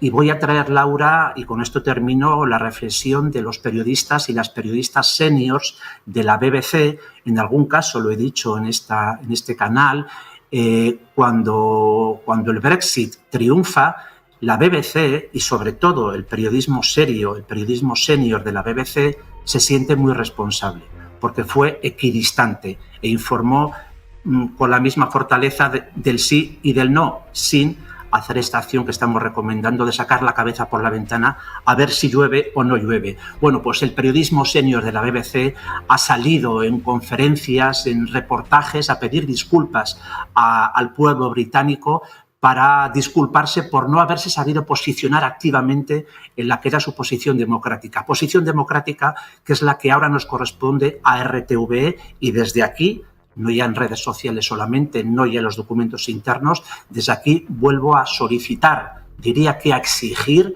un proceso de reflexión y de disculpa pública por parte de la corporación RTV hacia los millones y millones de oyentes y televidentes que tenemos y también, y lo has dicho Laura, muy importante, porque estamos sufragados desde los presupuestos generales del Estado y somos un medio público con unas especiales responsabilidades sobre el conjunto de medios privados que tampoco deben salir indemnes de este proceso, pero que responden a otras obligaciones. Sin duda, el papel de los medios privados es fundamental. Es verdad que eso también merece un capítulo aparte. Sabemos que hay otras formas con las que se les puede exigir algún tipo de fiscalización, pero seguramente serán menos efectivas que la que deberíamos poder ejercer sobre Radio Televisión Española. Roberto Laqueday, muchísimas gracias por estar con nosotras, pero también por ser una de las pocas voces que desde dentro de la corporación se atreve a decirles, oigan, esto no puede seguir pasando, están mal informando y con ello están generando un impacto directo en la democracia de este país. Gracias, Roberto, también por ese trabajo que estás haciendo y que creo que es un activismo democrático. Siempre gracias a vosotros, Laura, y gracias por tus palabras, por supuesto. Volvemos a la mesa.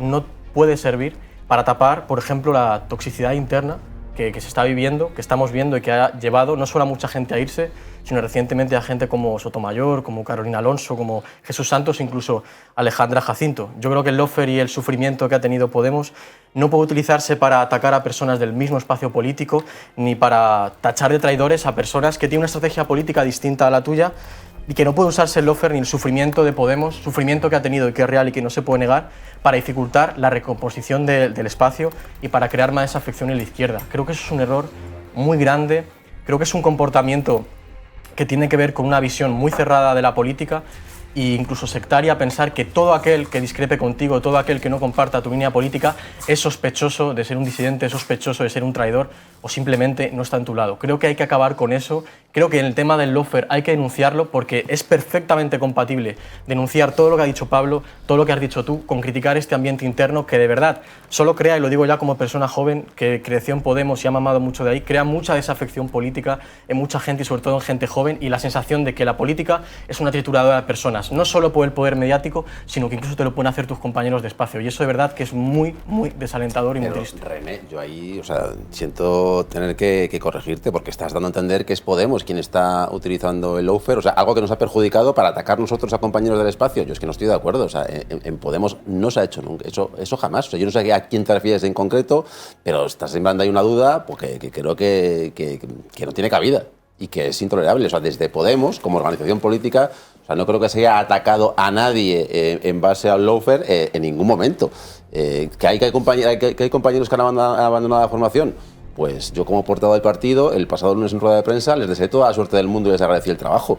Que vengas a decir que se aprovecha el lawfare para atacar a gente que ha salido de Podemos, creo que está sacado de contexto y que no tiene mucho que ver, la verdad. Raúl. Sí, no, sobre esto no voy a entrar, porque yo creo que el tema gordo aquí es esto del lawfare. He de decir que a Raúl Sánchez Sedillo ayer nos ha recordado a todos y a todas las que le siguen, y quienes no le siguen, síganlo solo para eso, que hay que decir lawfare y no laufare o laufer, que si no iba a pasar a reaccionar de formas pues no sé, bélicas, acciones directamente, así que por favor, en esta mesa estamos siguiendo el ejemplo de Raúl Sánchez Sedillo. Venga, continúa. Hay mucha gente en esta que viene a esta mesa y gente muy conocida de la izquierda que dice lawfare. También lo dijo un magistrado de Sevilla, creo que incluso lo puso. El decano, sí. Laufare, él fue el del laufare. Lo escribió y todo. No sé, yo creo que la estética hay que luchar por ella y suena fatal, ¿no? Entonces, intentemos no decirlo porque yo no me voy a controlar. Dicho esto, la cuestión, ¿qué es eso del lawfare? Es directamente que los jueces, directamente en función de sus intereses de clase y de sus intereses en un Estado que recordemos es el Estado de la transición posfranquista y monárquica, en el que el Poder Judicial fue absolutamente no tocado y que por lo tanto, mientras que formalmente tenemos un poder constituyente expresado en el referéndum del 78, ese poder constituyente no afectó en absoluto al Poder Judicial. El intento de rectificación, que recordemos que Alfonso Guerra dijo que Montesquieu estaba caduco, ¿no?, con la separación de los tres poderes, fue la ley orgánica del Poder Judicial del 85, que básicamente lo que hizo fue introducir un remedio de poder constituyente en la elección de los jueces, que es que los eligen los partidos, ¿no?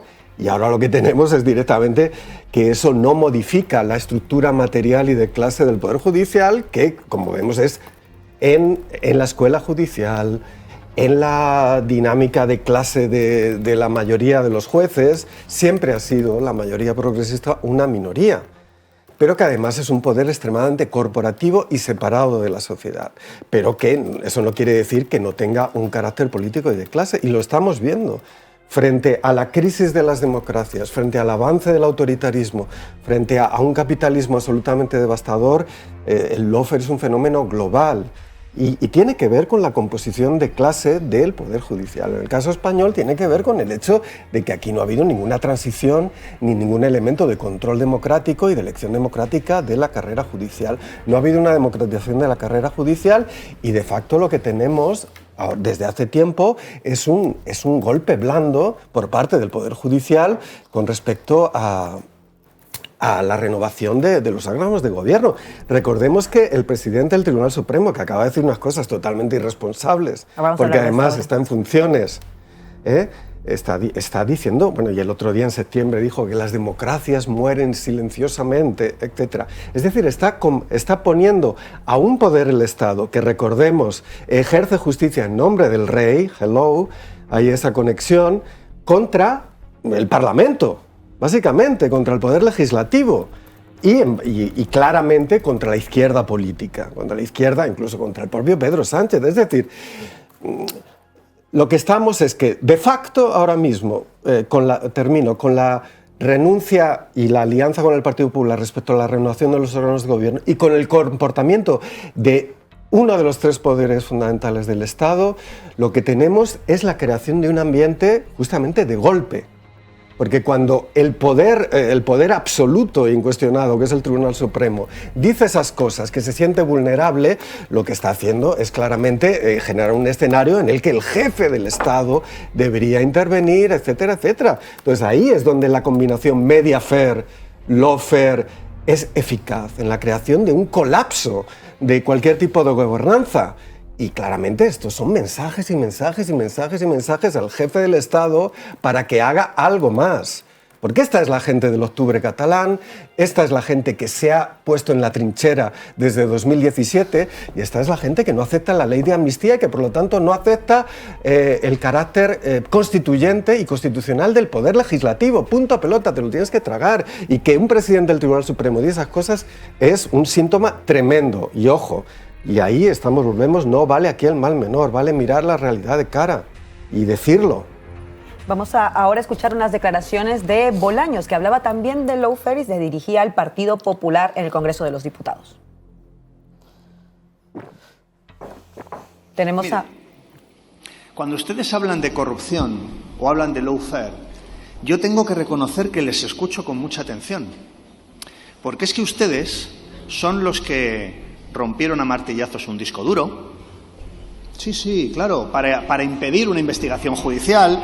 Son ustedes los que dijeron con un mensaje que iban a controlar la Sala Segunda del Supremo por la puerta de atrás. Sí, claro. Es que ustedes tienen mucha experiencia en este tipo de comportamientos contrarios a la separación de poderes y contrarios a las investigaciones judiciales. Y por eso, cuando ustedes hablan de corrupción y de lawfare, les escucho, porque les considero una autoridad en la materia. Interesante con el Partido Socialista, que antes no reconocía que hubiera lawfare, o al menos ya ni lo mencionaba, y de hecho se llevaba las manos a la cabeza cuando formaciones como Podemos, por ejemplo, sí que decían que la sabía, porque estaba viviendo en carne propia lo que ocurría, como también pasaba con los partidos independentistas. Ahora no solamente asume que es, sino que pone rápidamente el foco en el Partido Popular. René. Sobre eso, o sea, a mí lo que me hace gracia es la historia eterna del PSOE, porque ahora el PSOE a nivel discursivo está virando una posición más cercana a la que Podemos y Unidas Podemos ha tenido, pero lo hace en lo discursivo. La cuestión es, ¿vais a democratizar el Poder Judicial? Ese es el debate de siempre. También, ¿no? Sí, pero al final lo que hacen... Total, y al final, pero discursivamente lo que hacen es, volvemos a lo mismo, lo hemos dicho al principio, también lo he comentado. Sumar ahí tiene que ser aún más contundente. Es que no puede ser que no lo seas, no puede ser que Félix Bolaños parezca en lo discursivo, no en los contenidos, porque yo no dudo que suma de los contenidos quiere ir más allá, que lo discursivo te coma el espacio. Eso es lo que no puede ser. Y aquí es un problemón que tenemos. También quería decir una cosa más del lawfare, creo que lo he dicho bien, sí, no me corrige, y también contestando a Pablo. O sea, yo en lo personal no dudo, por ejemplo, de ti como portavoz y de otros portavoces de Podemos, pero sí es real que está habiendo ya un discurso que habla de izquierda régimen, la izquierda servil, y por parte de exdirigentes como Pablo Echenique, una contundencia, una manera de hablar que no ayuda nada a coser ningún tipo de confección política positiva. Eso es real, no digo que tú lo digas a nivel personal, sí, pero hay personas... Hablo de Podemos como organización política, no hablo de mí. Bueno, lo de izquierda régimen, izquierda servil, lo ha dicho Yone Belarra, pero sí, la mayor contundencia, pero el mayor ataque ha venido de gente que viene de fuera. Y de una parte de la militancia, no toda, que antes lo estamos hablando con Laura, porque hay militantes de Podemos súper dignos. Pero esto es verdad, o sea, y no se puede negar, porque no podemos utilizar algo que es tan cierto para crear este daño. Y esto es verdad que está pasando, incluso en compañeros de la cadena que lo están sufriendo también aquí dentro, como Sergio Gregori. Son cosas que no se pueden tolerar.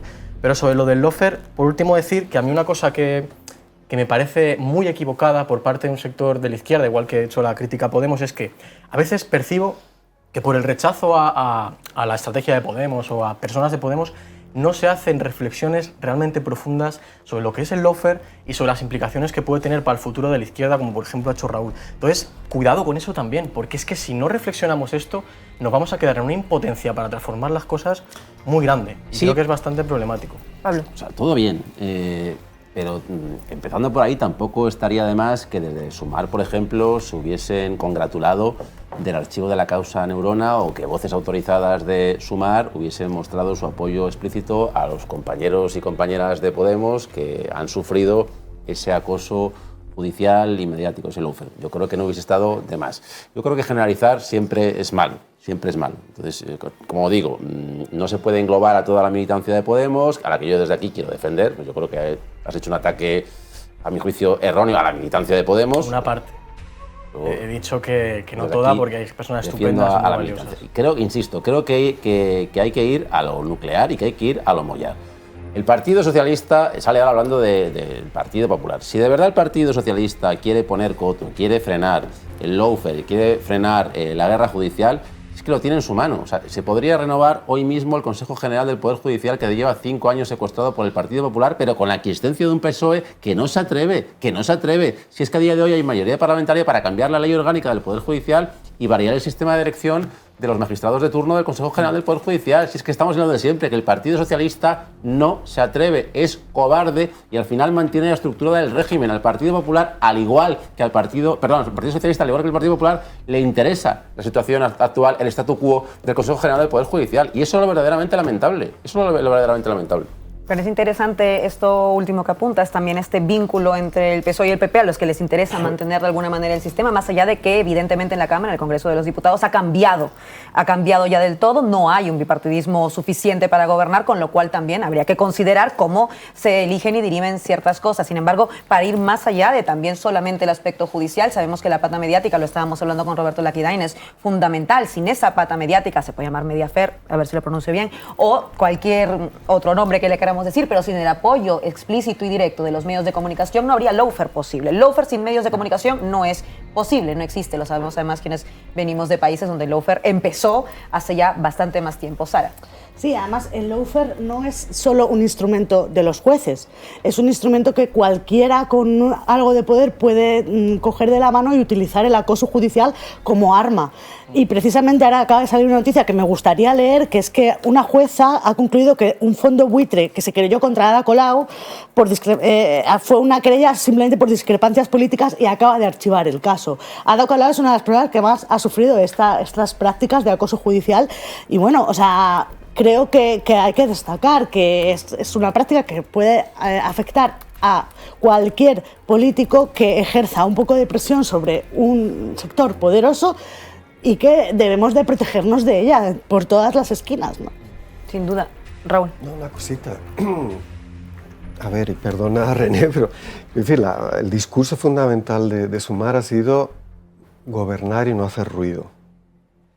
Ante esta realidad, ¿cómo no vas a hacer ruido? Es decir, lo acabas de decir, ¿cómo no vas a denunciar esta cuestión gravísima de que tienes a un poder judicial enquistado frente al Parlamento, que será todo lo criticable en tanto expresión de la voluntad popular, por el sistema de partidos, el marketing electoral, el papel de los medios en la selección de alternativas viables o no, etcétera, etcétera? Pero es la mínima expresión, no hay otra, porque elige al gobierno, etcétera, etcétera.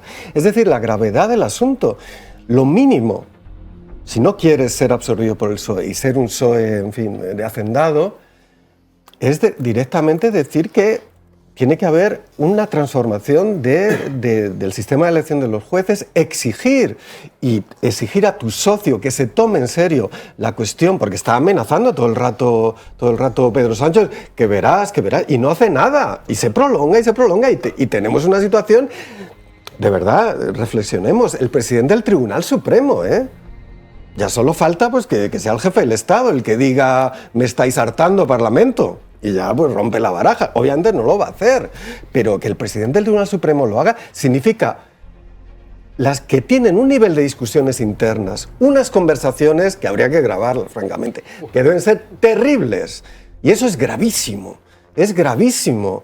Y vamos, una fuerza democrática, que sea sensata, pues debería asumir las consecuencias y plantear, porque hay una alternativa clara, que es un proceso constituyente, es una reforma constitucional. Meter eso en la agenda, la República, descriminalizar la República. Claro, es mucho ruido, pero no vemos que mientras tú dices no hay que hacer ruido, ellos... ¿Qué significa en términos de ruido esa declaración del presidente del Tribunal Supremo? Es un megáfono, vamos, de 700.000 millones de vatios. Absolutamente, ¿no? Para quien lo sepa oír, ¿no? Y por lo tanto, es increíble ese cortocircuito que hay entre unos que parece que son unos resentidos, que es Podemos, ¿no? Que solo lo hacen para joder, toda la guerra es para joder, lo de que la subida del salario mínimo es una mierda es para joder, lo del Mediafair y el lawfare es para joder. No, es una fuerza que al menos señala la realidad. No puedes negar esa situación. Esta legislatura va a ser así. No va a haber avances sociales precisamente porque vas a estar a la defensiva con estas cuestiones. ¿Cuál va a ser el escenario haya elecciones anticipadas o no? Que directamente vas a trabajar para el PSOE, porque va a ser la única fuerza que va a decir, ojo, que están estos. Mientras que tú no has articulado una propuesta sustantiva, ni has acumulado fuerza. Si quieres hablar de unidad a la izquierda, hazlo sobre la base de eso. Y verás cómo las cosas salen de que si la raya o no la raya, en fin. Y se habla de cosas sustantivas, que son la base de la diferencia entre Podemos y Sumar. No son cosas personales. Hay muchas cosas personales, pero es una diferencia de análisis de lo que está pasando en este régimen y en esta coyuntura política, joder. Perdón, comparto un poco lo que dice René en el caso de que estos enfrentamientos al final están afectando de fondo a una desafección política. Vuelvo a repetir en eso. Sí. O sea, hay personas que nos sentimos presionadas de un lado y del otro y según el que digas te clasifican o te meten en un cajón. Y eso también es perder el tiempo. Perder un tiempo maravilloso que podríamos estar invirtiendo en realmente cambiar las políticas públicas y remar hacia todo lo que se inició y aún no se ha finalizado. Hay un ambiente muy feo en Twitter, hay un ambiente muy feo, es un vertedero ahora mismo y hay unas guerras parciales que creo que en nada favorecen a ninguna de las dos partes. René, me pedías palabra. No, y al final que lo más llamativo es que a nivel programático o a nivel del acuerdo que tuvieron PSOE-Sumar, PSOE Unidas Podemos, con mucha gente que estaba dentro de la coalición, ¿cuáles son las diferencias programáticas? Hombre, pues ¿Están de acuerdo? En sanidad, por ejemplo, creo que han quedado manifiestamente Más a decir claras. Que no estamos de acuerdo, tanto ahora que se han ido, que ojo, yo no lo critico en ningún momento, porque yo cuando Más Madrid se hizo la escisión, entendí políticamente que lo hiciera como entiendo políticamente que Podemos se vaya, O sea, no... Adelante, claro. pero la gente... La lógica y la verdad de la que estamos hablando y la gente progresista, que no solo el núcleo militante cafetero que dices que tenemos en Twitter, ven que entre Sumar y Podemos habrá una diferencia de estilos estratégicos y demás, pero en el programa el 95% es igual.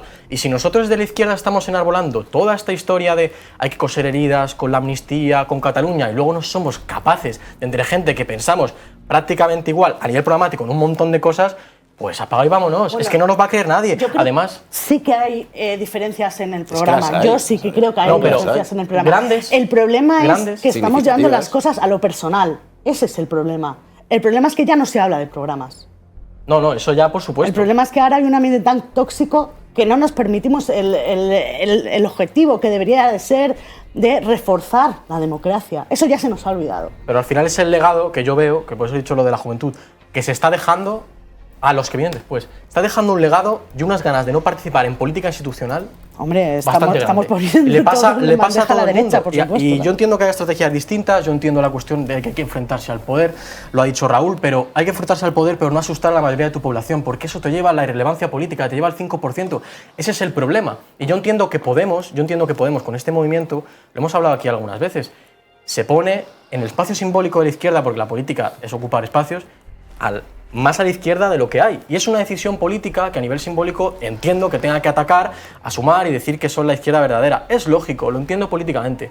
Pero para mí eso no es real, no es verdad y crea una desafección muy grande. Muy grande en la gente. Una cosa, la primera ley de vivienda de la democracia, ¿tú crees que es ir más a la izquierda de lo que la gente está, de la situación de la gente? ¿Crees que la ley de vivienda es ir más a la izquierda de cuál es la situación real de la emergencia habitacional enorme que sufre la gente? Por supuesto que no. ¿Tú crees que decir, y faltó. ¿tú crees que decir y sé que hicisteis lo posible. ¿Tú crees que decir que derogar la 17...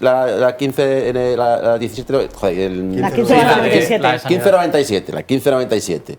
¿Crees que decir que derogar la 1597 es ir más a la izquierda de la situación real de los españoles y españolas? O sea, ¿crees que, por ejemplo, hacer una ley de eutanasia es ir más a la izquierda? Yo creo que no. No, total. Y esa gran transversalidad, lograr que las políticas profundamente izquierdas se asuman por la mayoría. Eso lo ha hecho Unidas Podemos con el impulso indudable de Podemos. Pero estratégicamente, ¿a dónde nos llevó a nivel político? ¿Dónde nos puede llevar? Es que ese es el gran debate, ese es el de la cuestión. Sufrido por Podemos, que creo que algo ha tenido que ver. Pero no solo. ¿Por qué la gente se va de Podemos? ¿Por qué tanta gente se ha ido? ¿Por qué tanta gente importante se ha ido? Y no se puede atribuir solo a diferencias políticas y estratégicas. Es el ambiente, es lo que ha habido. Y a la gente que hemos estado dentro no nos podéis contar otra historia. Porque la realidad es que era muy complicado hacer política dentro en un determinado punto. Incluso antes, cuando no había la división aún, cuando no hubo la escisión, Podemos ya desde Vistalegre 1, que se denunció, se creó un núcleo dirigente vertical que impedía mucho que en las listas que salían a nivel político... Claro, en Sumar hay una democracia interna sin parangón. Totalmente de acuerdo. Y tienen que hacer la asamblea totalmente de acuerdo. Totalmente de acuerdo. Pero no pueden dar lecciones los que en Vistalegre 2, con la promesa de la unidad, terminaron de laminar el partido. Ese es el punto. Y Sumar lo está haciendo muy mal. Yo creo que en la nueva asamblea lo cambien, porque si no será un fracaso democrático, igual que fue Podemos a nivel interno. Creo que se comete un error quien lo lleva a lo personal. Yo creo que entre Podemos y Sumar hay diferencias ideológicas, hay diferencias estratégicas y hay diferencias de análisis de la realidad. Bastante significativas. El que lo lleva a la personal creo que es un error. A partir de ahí, es que en Podemos ya vamos pasando página desde que tomamos la decisión autónoma de salirnos de Sumar. Yo quiero hablar de las propuestas de Podemos. Si otras organizaciones políticas quieren estar enredando en otra cosa, ellos sabrán. Desde luego Podemos pasa página y se centra en lo importante que son propuestas para mejorar la vida de la gente. Vamos ahora, este debate está muy interesante, no me corresponde a mí dar mi opinión en este momento. Vamos ahora con Willy Veleta, porque hablando de lawfare, no olvidemos que en realidad todo esto ha ocurrido porque empezó a entrar recién el tema de la ley de amnistía y de pronto el PSOE ha entendido ahí que pues sí que había lawfare. Willy Veleta ha estado justo el día en que pasaba el primer paso esta ley de amnistía en el Congreso de los Diputados. Vamos a verlo. Bueno, tablero, aquí entre la lluvia he intentado sacar un pequeño resumen de mi día aquí con la toma en consideración y aprobación de esta ley de amnistía en su primer paso. Ahora viene mucho más, consideraciones, 2 meses, Senado, pero bueno, aquí está mi pequeño resumen. Por fin amnistía, parece que empieza a abrirse, ¿no?, las alamedas. Eso es, se tienen que abrir, sí, se tienen que abrir y que haya otra forma de confrontar y afrontar las cosas. Siempre les amnistiaban a ellos y ahora que les toca a los demás parece que les hace más pupita, ¿no? Es lo que pasa, ahí cada uno mira lo suyo y esto sobre todo, ¿no? Lo mío bien y lo de los demás pues nada. Nosotros empezamos ahora ya con la ley de amnistía la segunda fase de resolución del conflicto político que nos va a llevar al referéndum. No resuelve el conflicto de Cataluña, pero sí desembarra la situación. Y creo que además es una medida positiva incluso para el propio Estado, ¿no? Que en términos democráticos yo creo que gana y en imagen internacional también gana. Una medida justa que ha tardado en llegar a abrirse camino, yo creo que es una buena noticia. Que hay gente que ha estado 3 años en la cárcel por esto, ojo. Una vergüenza. Se aplicó el Código Penal en casos que nunca debería haberse aplicado porque estamos hablando simplemente de votar de una mayoría ciudadana que desea votar su futuro institucional. Y en una democracia no se puede encarcelar ni reprimir por votar. Pues bueno, esperando por fin la ley de amnistía después de 2 años, casi 3. ¿Te acuerdas? Que nos la vetaron. Ha estado en la cárcel, que te voy a contar a ti. Sí, como mi hermana, exactamente. O sea que, bueno, pero bueno, esto es el principio del sufrimiento, porque vamos a ver los jueces cómo se portan, ¿no? En principio estoy contenta hoy. Primero fueron los indultos, luego la abolición de la sedición, ahora la ley de amnistía. Y vamos avanzando. Algún día un de mica en mica. Una miqueta. Exacto. Cuando amnistiaron a Serrano Suñer no decían nada. Bueno, yo no estaba, no vivía, no había hecho... No habías nacido, ¿no? No había nacido y la Serrano Suñer, la verdad es que me da... ¿Sabes quién es, no? Sí, me da repelús un poco. Ya te digo. Pero vamos, yo puedo asegurar que yo no tuve la culpa porque yo no había nacido.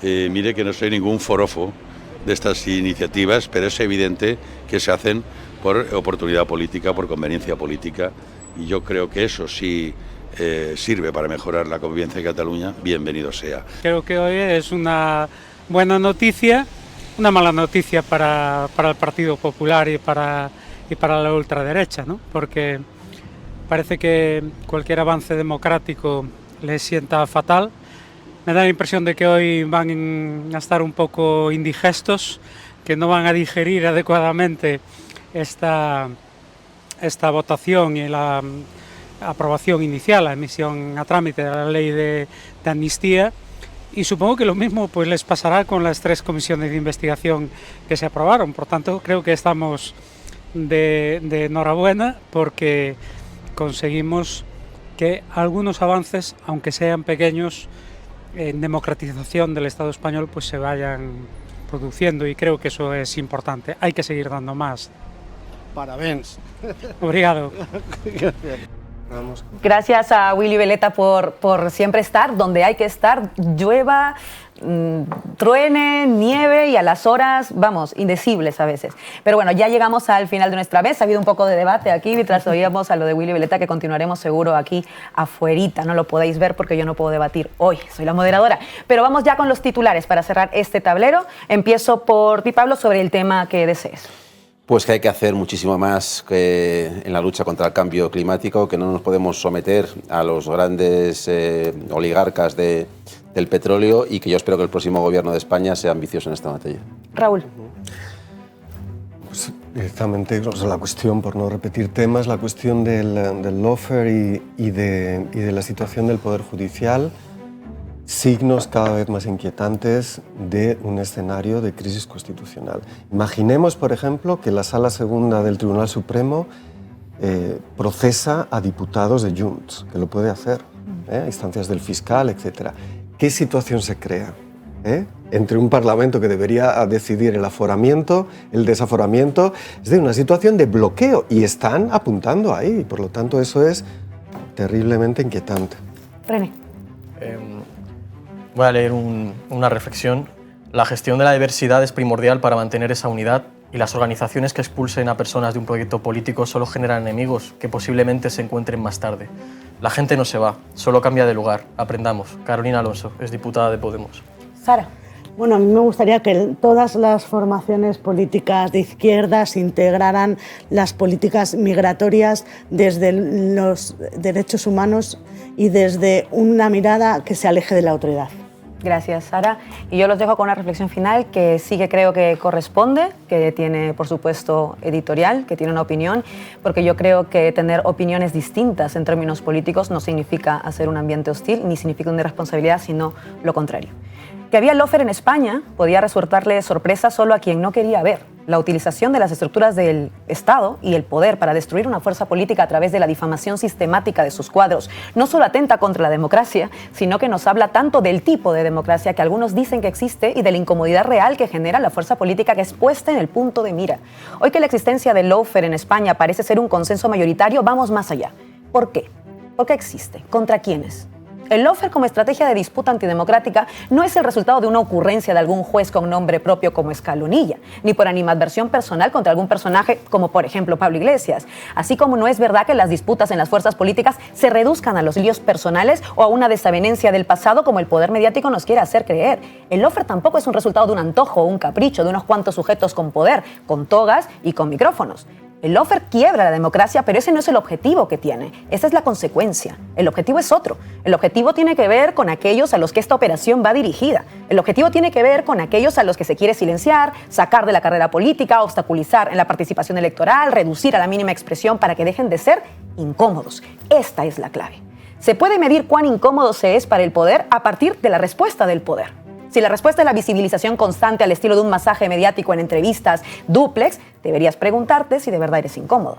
Si la respuesta es que a todo lo que tu formación política haga le acompaña un despliegue de micrófonos del duopolio mediático para darle voz a tus propuestas y tus opiniones en lugar de una feroz oposición, deberías preguntarte si de verdad eres incómoda. Si te compran todos los lemas políticos, desde el no hagamos ruido hasta el hablemos de los problemas de la gente, como si a la gente no le importara quién la va a gobernar y para qué, sino solo una lista de compra de las medidas materiales que sin duda son importantes, pero que obvian el carácter político y el derecho a hacer política de todos y todas desde nuestra ciudadanía, tal vez deberías preguntarte si de verdad eres incómoda o si en realidad eres un alfil de ese poder que dices querer combatir. En tiempos donde vivimos incompatibilidades redobladas, donde se nos dice que que quienes lucran con un derecho como la sanidad son compatibles con la garantía de ese derecho. En tiempos donde nos dicen que el derecho a defenderse es compatible con denunciar un genocidio donde mueren miles bajo ese mismo argumento, el derecho a la defensa. En tiempos donde nos dicen que los acuerdos no vinculantes entre las potencias mundiales que más importan, exportan y lucran con los combustibles fósiles es compatible con alegrarse con ese mismo acuerdo no vinculante, hay que admitir que lo incómodo para el poder es precisamente no aplaudir las incompatibilidades, sino denunciarlas. Denunciar que en este gobierno la ministra de Vivienda pone la prioridad en los pequeños propietarios y no en los inquilinos, como fue el paradigma del anterior gobierno, que sí era de coalición, por ejemplo. Decir que el diálogo social es fundamental para alcanzar los acuerdos, pero que si no lo hay, si no llegamos a ese acuerdo, no debe ser la patronal la que dirima el resultado de ese diálogo, porque una cosa es dialogar y otra es claudicar, disfrazándolo de necesidades de consenso. No votamos a Garamendi, señora Díaz, ¿verdad? No es compatible combatir al poder aliándose con el poder. Una cosa es un socio de gobierno y otra es un aliado político. Y así como el lawfare busca neutralizar solo a aquellos que son realmente incómodos, existe otra cara de esa moneda, la del premio que se le da a aquellos que renuncian a incomodar. Los masajes, las sonrisas, los puestos de gobierno sin tener que reclamarlos durante años y, por supuesto, las fotos con los grandes poderosos de este país y del mundo, la membresía de su club, el carné de socio de los de siempre. Por supuesto, siempre habrá quien entra en política para cambiar de verdad las cosas y, por tanto, para incomodar, morder, hacer ruido, reclamar, transformar. Y nunca estará en ese club, pero sí estará en la izquierda, una de las de verdad, y no esta suerte de izquierda de régimen. Hasta mañana.